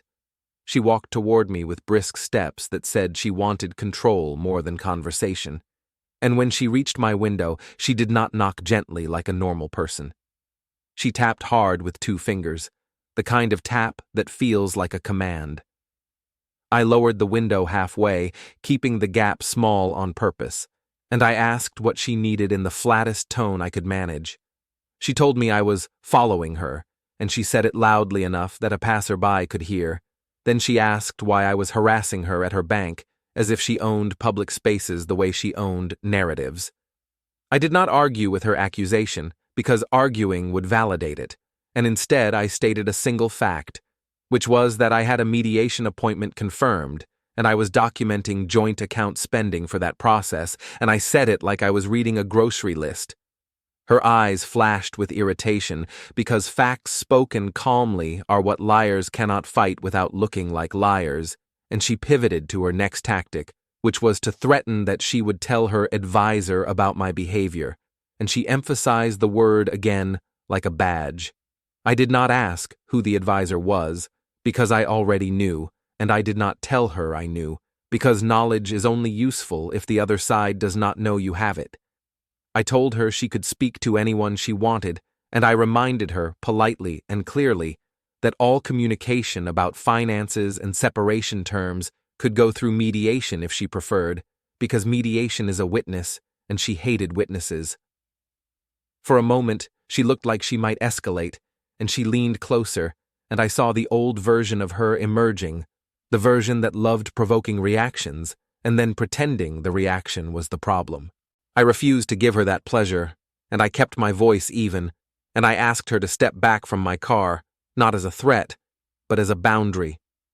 That small boundary was enough to make her inhale sharply, because boundaries are the one thing people like Elaine interpret as aggression, since they are used to living in other people's space. Maren appeared in the distance, not approaching us, just walking toward the plaza with a slow, deliberate pace, and Elaine noticed her too.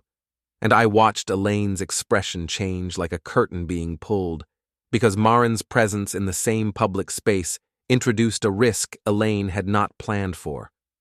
Elaine's eyes narrowed, her jaw tightened, and she snapped something I could not fully hear. Then she took 2 steps back, as if she suddenly remembered that witnesses do not favor her. She turned away abruptly and walked toward her car, but she kept her phone at chest level, filming or pretending to film, because the modern liar's favorite shield is the suggestion that they are collecting evidence even when they are just collecting intimidation. I raised my own phone and took a single photo of the situation from inside my car, capturing the bank sign in the background and the timestamp on my lock screen. Not as a weapon, but as a counterweight, because counterweights are how you keep your story from tipping into someone else's hands. When Elaine drove off, I sat there long enough to feel my hands stop shaking, because even when you do everything right, the body still remembers being cornered by someone who knows your weak spots. I texted my mediation contact and asked whether they recommended a temporary agreement on joint spending until the appointment, and when they replied with a standard neutral suggestion, I saved the message, printed it, and slid it into the sleeve with the other documents. It felt absurd, like I was building a courtroom out of printer paper, but absurdity is not the same thing as uselessness, and I had learned the hard way that the people who win these wars are the people who show up with receipts while the other side shows up with tears. That evening, Elaine returned home with a new energy that smelled like confidence borrowed from someone else, and she moved through the house as if she was reclaiming territory, opening cabinets too loudly, setting items down too hard, calling someone in the hallway with the door half closed so her voice carried just enough to irritate me. I stayed in my office and kept my attention on my ledger, because the second worst thing you can do is argue with a liar, and the worst thing you can do is let them decide what you focus on. My phone vibrated again near midnight, and this time it was not a call from Elaine. It was a notification from a merchant tied to the joint account, a purchase that did not fit our routine and did not match any upcoming household need. I noted the exact time of the notification, I saved the alert, and I wrote the merchant name into my table with a clean line, and as I did it I felt something settle inside me, a shift from reacting to building. I lay in bed listening to Elaine's quiet movements in the other room, and I pictured Trevor's gala, the way he would stand under soft lights and let donors laugh at his jokes, the way he would use the room like a courtroom where he was both judge and favored witness. I thought about how easily he would dismiss Maren as emotional if she confronted him without structure, and how easily he would paint me as jealous if I confronted him with anger, and I promised myself that I would offer him neither gift.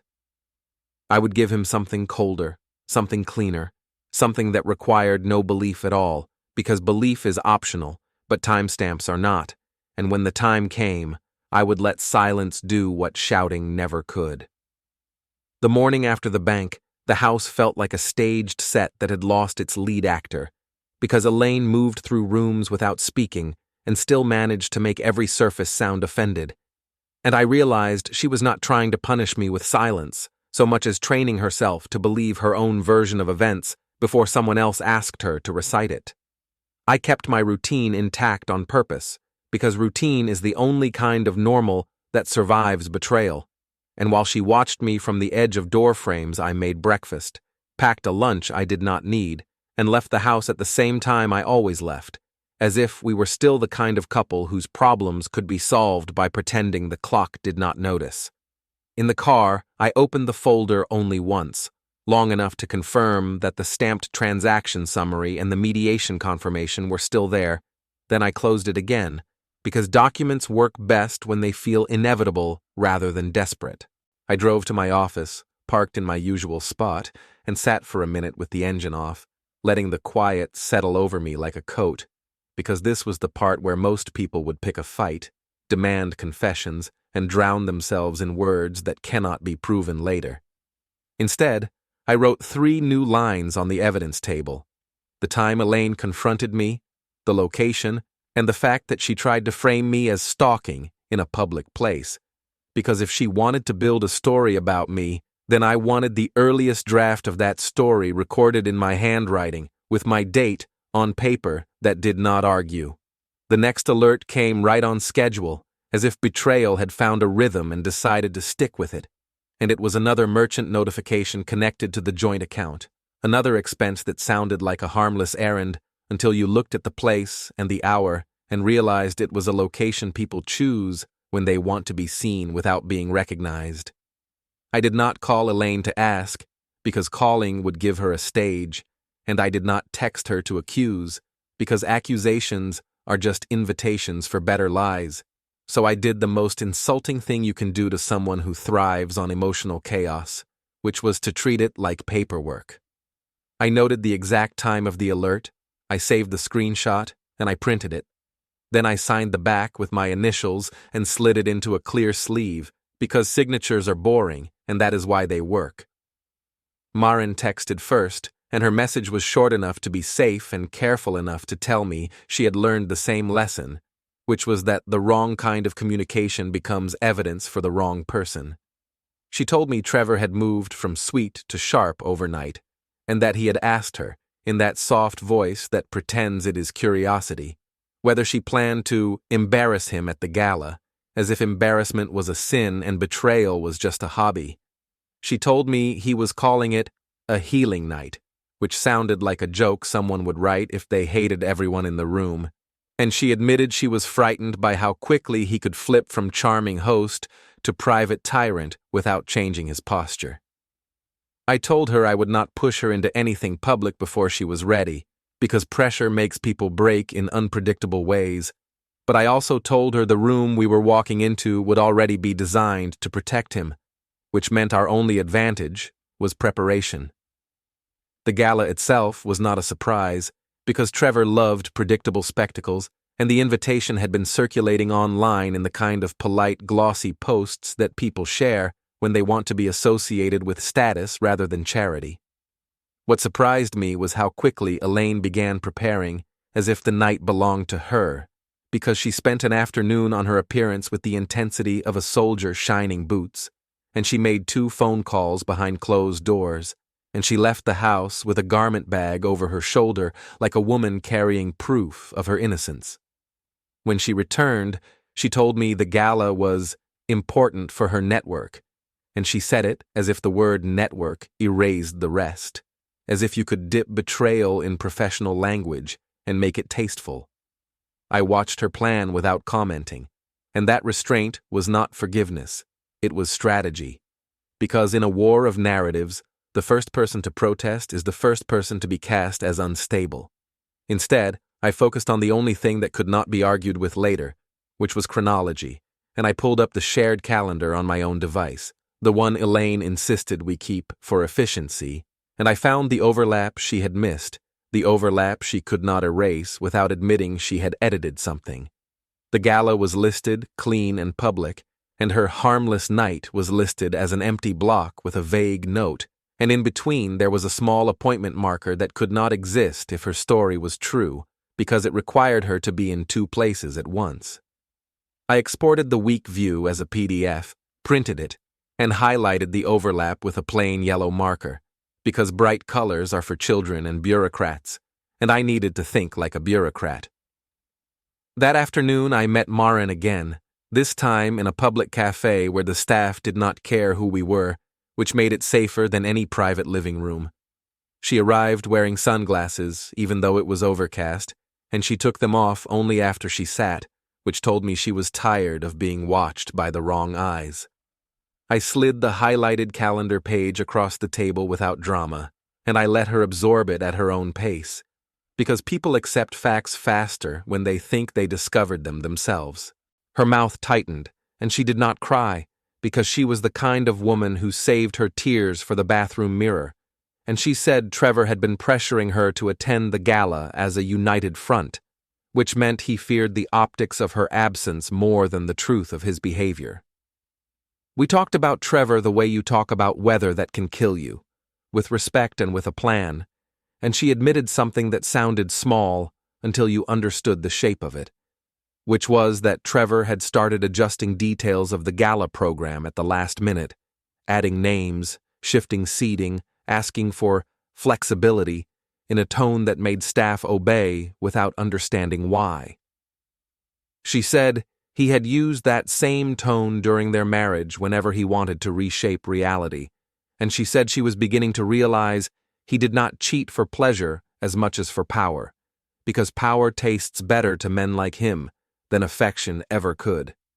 I told her I had no interest in competing with him in charm or volume, because Trevor won those games by design, and that my only goal was to make his lies too expensive to carry. On the way back to my car, my phone buzzed again, and this time the alert was not a merchant notification, but a small shift in the shared RSVP list that I had been watching quietly, because public lists are a liar's blind spot. The charity page updated, and the sponsor table for Trevor's company showed one additional guest name under the VIP allocation, a name that did not belong to Maren and did not belong to me. And it took me a moment to recognize the surname, because I had heard it only once, months ago, when Elaine mentioned a friend from the old days, in a tone that meant the subject was closed. I took a screenshot, saved the permalink, and sent it to Maren with no commentary, because commentary creates room for argument, and screenshots do not. Elaine sensed the shift before I said a word, because she noticed when I stopped looking at her like a husband and started looking at her like a case file, and that look is the one thing a deceptive person cannot stand, since it implies they are no longer in control of the emotional temperature. That night she cooked dinner with exaggerated effort, and she spoke to me with a careful sweetness that felt rehearsed, and she asked whether I planned to be difficult about the gala. I told her I had no intention of being difficult, and I meant it, because difficulty is loud and I was aiming for clean. She pushed anyway because she could not help herself, and she hinted that people at the gala would notice things, which was her way of threatening my reputation without stating the threat plainly. I told her people were free to notice anything they wanted, and I kept my eyes on my plate, because nothing makes a manipulator panic faster than an opponent who refuses to defend himself in advance. When she left the room, I heard her on the phone again, voice low, words clipped, and I caught one phrase through the hallway, something about control the narrative, which would have sounded ridiculous if it had not been so honest. I did not record her. I did not creep near the door, and I did not try to catch more, because the point was not to collect secrets. The point was to collect proof that could survive daylight. Instead, I opened the folder on my desk, reviewed the table, and wrote a new heading on a fresh page that simply said, Gala Plan, because planning is the opposite of spiraling, and spiraling is what Trevor and Elaine wanted me to do.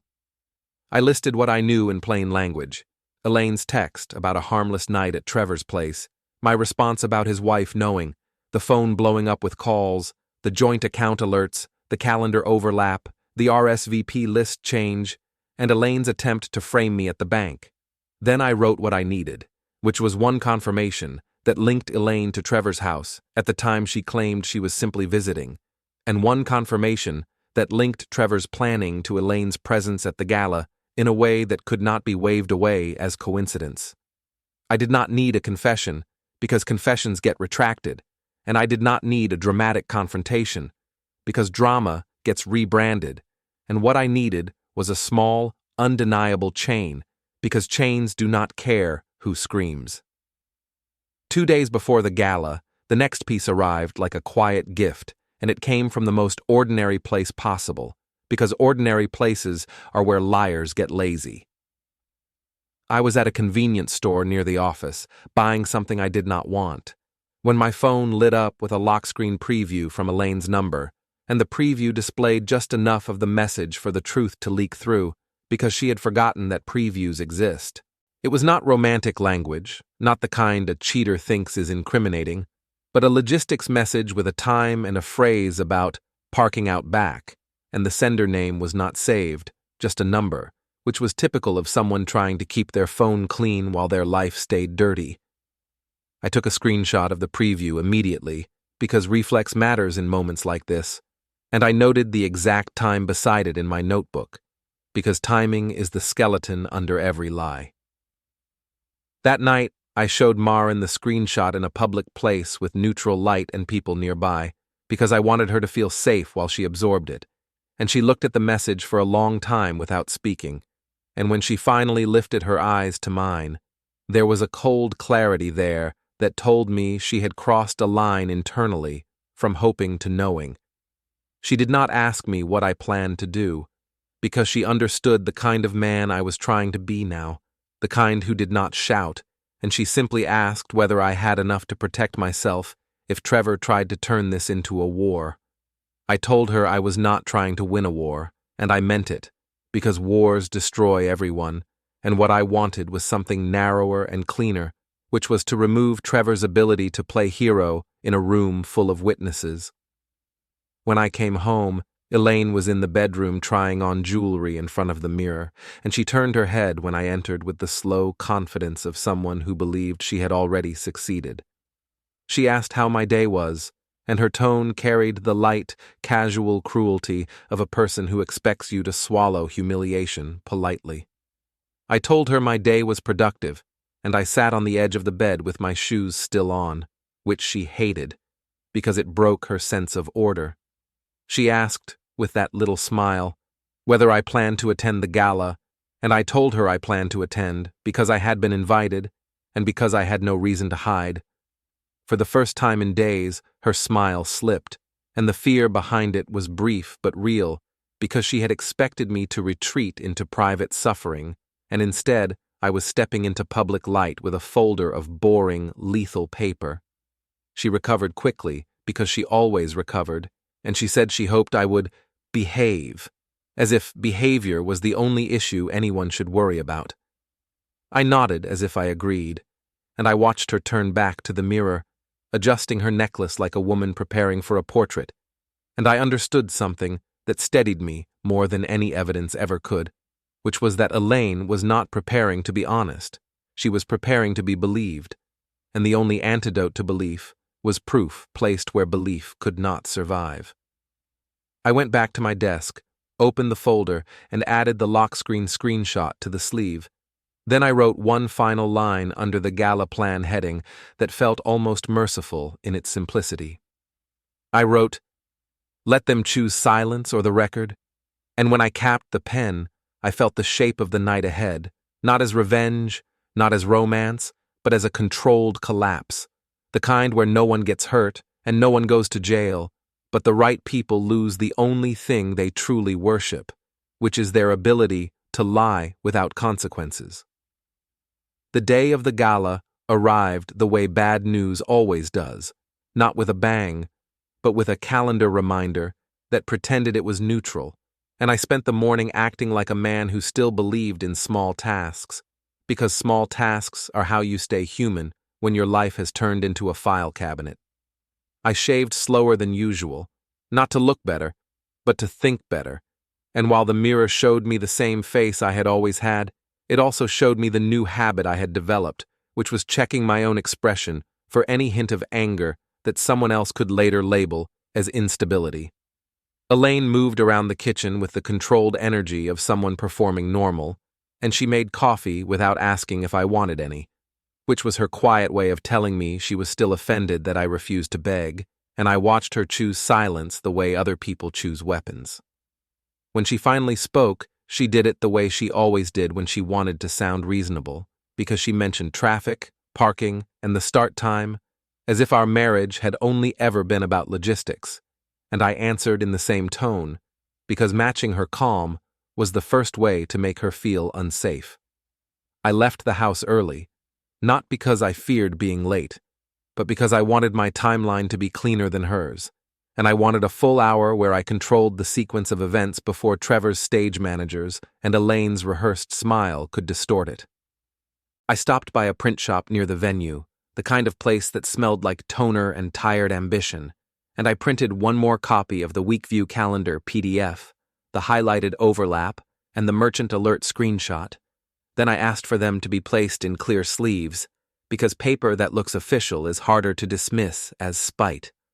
The clerk did not care what I was printing, and that indifference felt like mercy, because when your life is exploding, you start craving strangers who do not ask questions. In my car, I laid the sleeves flat on the passenger seat, like a patient set of knives, and I reminded myself that I was not bringing them to stab anyone, but to cut through the one thing that had kept Trevor and Elaine safe, which was doubt. Maren met me 2 blocks from the venue at a small cafe that stayed open late for the kind of people who always needed one more conversation before they walked into their own disaster. She arrived in a dark coat that looked expensive without trying, and her makeup was done with the careful minimalism of someone refusing to give anyone an excuse to call her dramatic. She did not waste time with comfort, because comfort was gone, and she asked me, without looking at the menu, whether Elaine had said anything new. I told her Elaine had been reasonable all morning, and Maren's mouth tightened at the word, because she understood what reasonable meant in a manipulator's hands. I slid the fresh sleeves across the table, and she studied them like a person reading a verdict. Then she nodded once, slow and final, because she had stopped hoping her marriage could be saved and started calculating how it would end. I told her the plan was still the same, which was not a plan for revenge, but a plan for clarity, and I reminded her that she could walk away at any moment, because I refused to be another man using her as a tool. She said she was not walking away, and her voice was quiet enough to be private, but hard enough to be real. We walked toward the venue separately, not because we were hiding, but because we were refusing to give anyone a photograph that could be framed as an affair, and the irony of that almost made me laugh, because the faithful are always the ones forced to act guilty in public. The building itself was a ballroom attached to a boutique hotel, all glass and soft lighting, designed to make donors feel like saints, and the entrance was crowded with people holding programs like shields. I took a breath outside the doors, not for courage, but for control, and I watched the valet stand with the kind of attention most people reserve for oncoming traffic. The valets moved like chess pieces, and the arrivals were predictable because status people always arrive in clusters, and the clusters tell you who belongs to whom.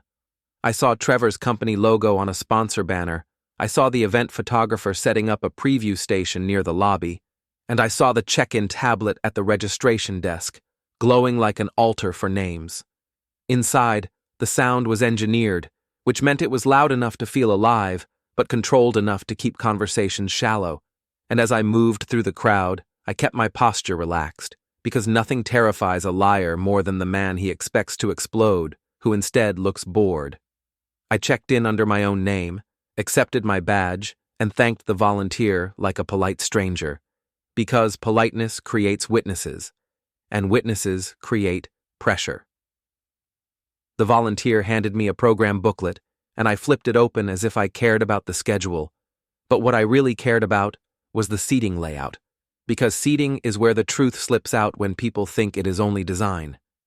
The table assignments were printed in neat columns, and I found my name at a sponsor-adjacent table, which told me Trevor had assumed I would still play the part of the husband who accepted scraps. I found Elaine's name on the list too, and the way it was printed made my stomach settle into something colder, because she was not listed as my +1. She was listed as an independent guest under a different allocation, which was the kind of detail that only happens when someone has already been making arrangements. I walked to the bar, ordered a soda, and let the bartender watch me pay, because paying with my own card was another boring timestamp that could not be rewritten. I kept my phone in my pocket, face down, because I did not want to look like a man waiting for messages, and I scanned the room the way I used to scan crowded places for exits.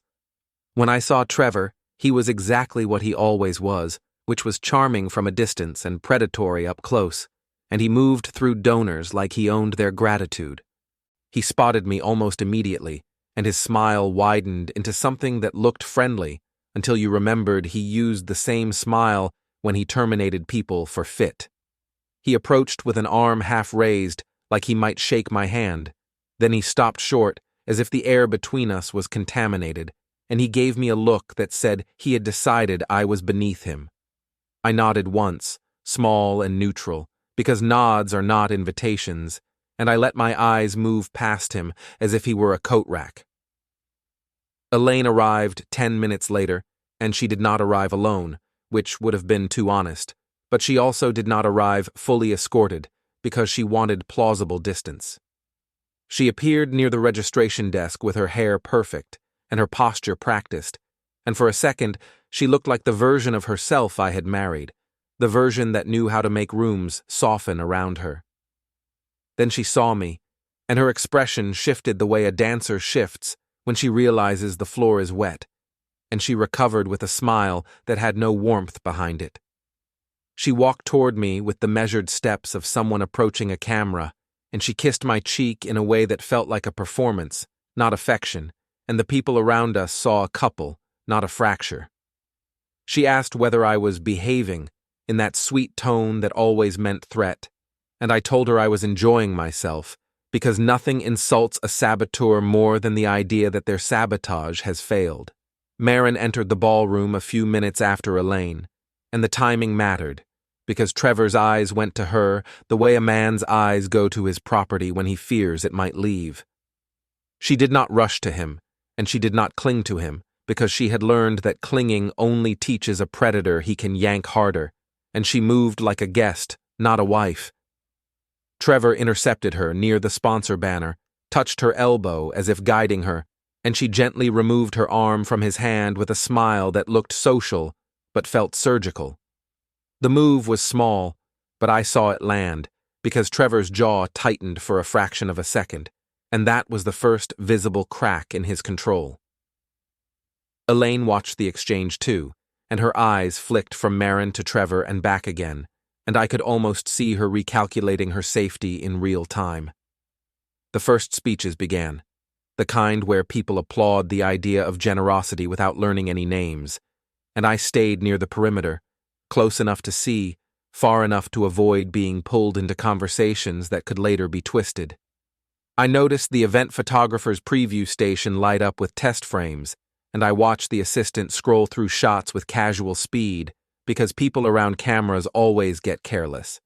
I walked past the station as if I was just curious, and I caught a glimpse of a frame that made my pulse spike, because it showed Trevor at the entrance earlier with Elaine just behind him, close enough that their shoulders almost touched, the kind of closeness you can deny only if the image never exists.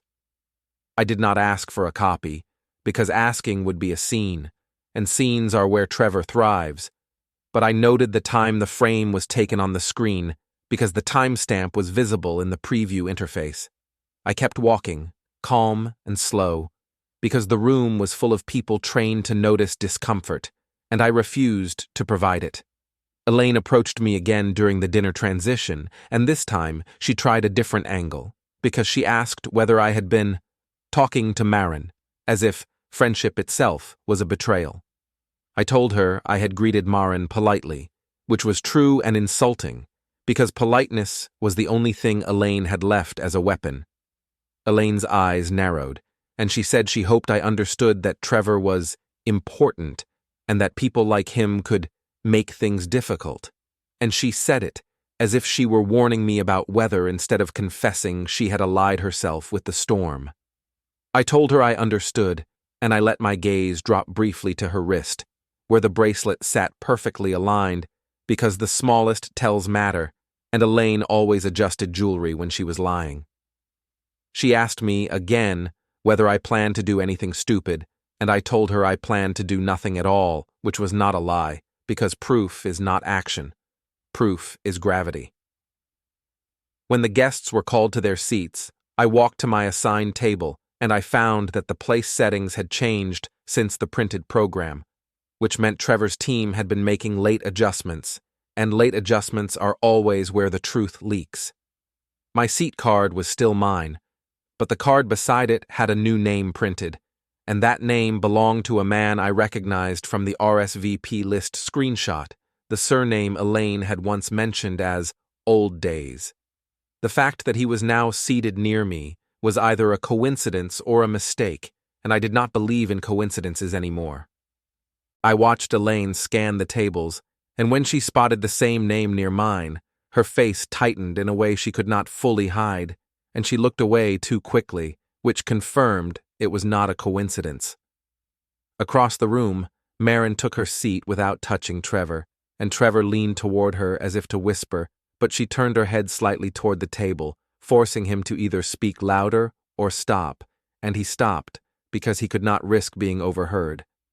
The room settled into that forced harmony of formal dinners, clinking glasses and polite laughter, and I felt the quiet pressure build the way it builds before a storm breaks. I slipped my hand into my jacket, touched the edge of the clear sleeve folder, and reminded myself that tonight was not about emotion, because emotion is smoke, and smoke clears. But paper stays. Halfway through the first course, my phone buzzed once, a single vibration that felt louder than the speeches, and when I checked it under the table, I saw a new message from an unknown number, short and sharp, asking why I was doing this, as if I had started the fire instead of finally pointing at the match. I did not reply, because replies are oxygen, and I had promised myself I would starve their story, not feed it. I slid the phone back into my pocket, lifted my eyes to the room, and watched Trevor stand to tap his glass lightly, signaling he was about to speak, and I realized with a cold clarity that he was about to take the microphone and shape the narrative before anyone else could. I leaned back in my chair, breathed in the expensive air, and waited, because the moment he started talking was the moment he would unknowingly give me the cleanest stage possible to end him. The room quieted the instant Trevor lifted his glass, because people like him do not ask for attention. They take it with a smile that dares you to deny them. And I watched him step toward the microphone as if he were walking into a place he had built himself. He began with gratitude and polished praise, the kind that makes donors feel clean, and he sprinkled in small jokes to keep the crowd warm, because warmth is how predators hide their teeth. Elaine sat 2 tables away, posture perfect, eyes fixed on him as if she were watching a safety demonstration, and Maren sat beside him with her hands folded, looking like a woman who had already accepted that the man speaking did not belong to her anymore. I let him talk, because a speech is an alibi people remember, and I wanted him to commit to the night in front of witnesses who could later swear he was exactly where he claimed he was not. When he pivoted into thanking the team and the support at home, he reached for Maren's hand, and she did not pull away, but she did not squeeze back either, which was worse, because her stillness made his gesture look like a prop. The photographer's assistant drifted near the preview station, bored and inattentive, and I saw the tablet glow again with fresh frames, which told me the camera had been catching more than applause. Trevor finished his opening remarks and raised his glass toward the crowd, and the applause rolled through the ballroom like a practiced wave, and I stood to clap with everyone else, because nothing terrifies a liar more than the person who refuses to look like an enemy.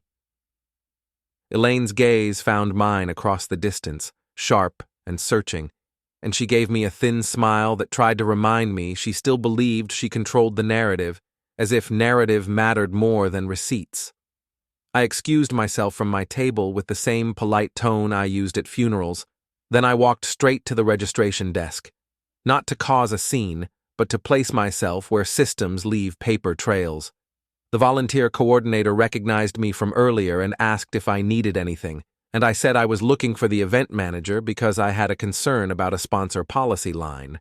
And the phrasing mattered, because policy makes people listen without asking personal questions. A man with an earpiece appeared a minute later, the kind of man hired to keep donors comfortable and problems invisible, and I told him calmly that there was a guest whose presence could compromise the event's optics if it became public later.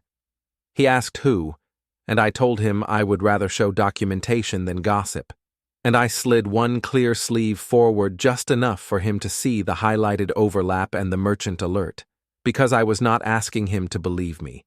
I was asking him to protect the event from looking careless. His eyes flicked over the pages, and the look on his face changed from annoyance to calculation, because calculations are the only language these people respect.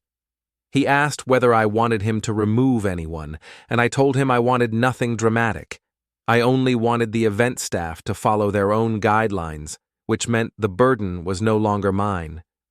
The man nodded once and said he would speak to the seating coordinator, and I thanked him like I had just asked for extra napkins, because the calmer I sounded, the uglier the situation became for anyone trying to label me unstable.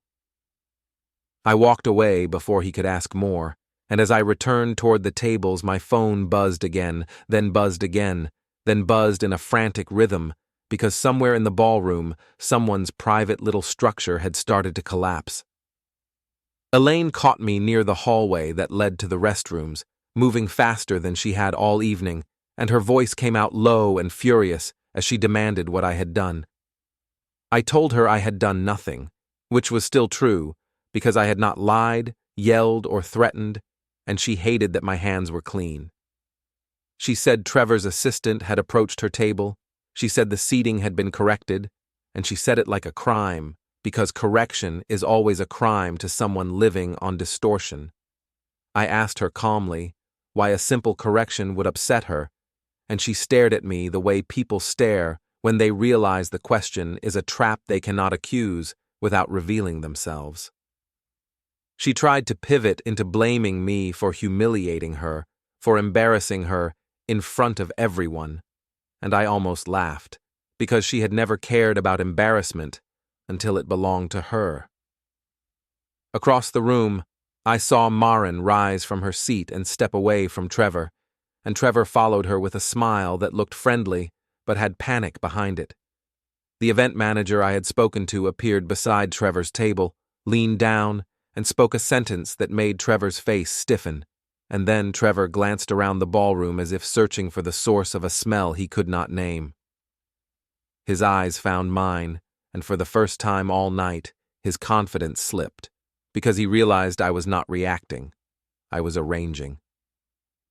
Elaine's phone lit up in her hand with an incoming call, and the name on the screen was the one from the updated seat beside mine, and she declined it so fast it looked like a reflex, which told me everything about the so-called harmless night she had promised was meaningless.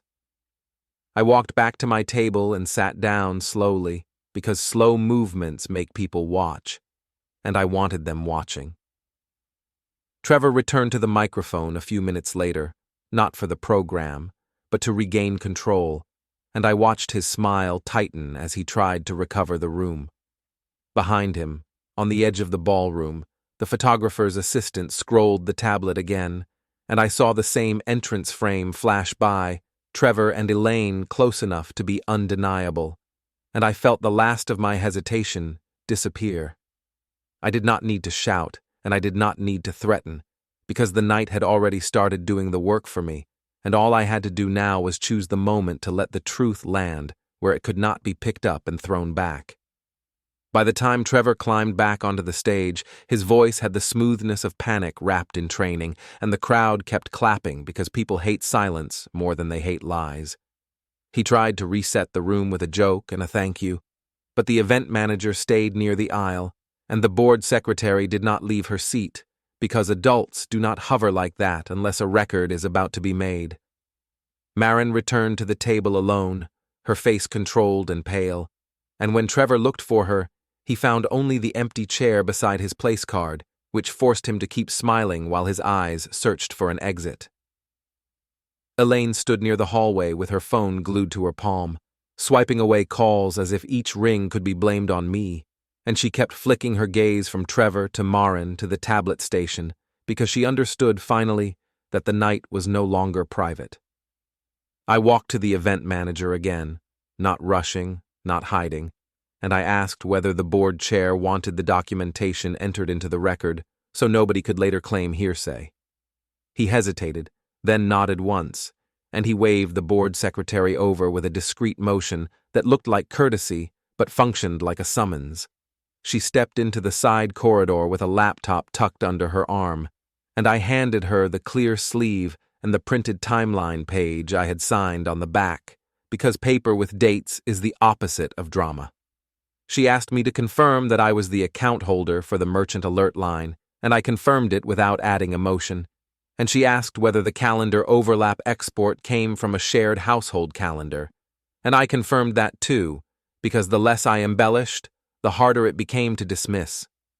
The board chair called for a brief pause in the program, framing it as a logistics issue, and the crowd laughed politely because they love being lied to when the lie is comfortable. In the pause, the photographer's assistant drifted toward the chair and showed her supervisor the preview frame that had caught Elaine and Trevor arriving too close together, and the supervisor's expression turned from bored to alarmed, because reputations are fragile when cameras exist. Maren stood near the edge of the dance floor, and I walked to her without asking permission from the room, because nobody owns a conversation when a betrayal has already happened. I told her quietly that I had asked one simple question earlier tonight, and that the storm of calls afterward told me everything about who feared the truth most, and she looked at me like a woman hearing her own thoughts spoken out loud. I offered her the choice I had never offered Elaine, which was clarity without pressure, and I asked whether she wanted to see the documentation before the room saw it, because the only fair thing left was consent. She took the sleeve with steady hands and read the lines the way someone reads a diagnosis, slowly at first, then faster when the pattern becomes unavoidable. Her jaw tightened, not with rage, but with a kind of clean focus that frightened me more than anger ever could, and she handed the sleeve back as if it were heavy. The board chair returned to the microphone and asked the room for their attention, and I watched Trevor's smile freeze because he recognized the tone, the careful, neutral tone people use when they are about to stop protecting you. The chair stated that a concern had been raised involving conduct and conflict of interest optics, and that the board would record receipt of evidence and open a review immediately because the event's integrity required it. Trevor tried to step forward to interrupt, but the event manager lifted a hand and guided him back with calm pressure, and the crowd went silent because they could smell authority shifting. Elaine moved toward the stage like she could physically block consequences, and a few people turned to watch her because desperation is loud even when nobody speaks. Maren walked past Elaine without touching her, and that small act was louder than any shouting, because it announced a new alliance without needing a scene. The board secretary typed while the chair spoke, and the screen behind the stage briefly displayed the agenda slide, then flickered to the board, minutes header, and a single line appeared that changed the whole room's posture. Evidence received, review opened, involved parties to step aside pending verification. Trevor's face went red, then white, and when he looked at me again, I let him see my calm, because calm is what you cannot negotiate with. I leaned slightly toward him, close enough that only he could read my expression, and I let my eyes drift toward Maren as if she were the only person who mattered, because the cruelest truth is not that you were caught, but that you were replaced. Elaine's phone rang again, and she finally answered, and whatever she heard made her shoulders drop, because the lie she built her night on had just been exposed from another angle. Trevor tried to speak to Maren, but she did not turn, and the event manager moved between them with polite finality. The way you separate a problem from a room that wants to keep believing it is respectable. I took Maren's elbow, not possessively, but like a partner crossing a crowded space, and we walked toward the exit as the board chair called the next steps into the record because the meeting had become the verdict. Behind us, Trevor stood shaking with restrained fury, not because he had lost a woman, but because he had lost the room, and the room was the only wife he ever truly loved.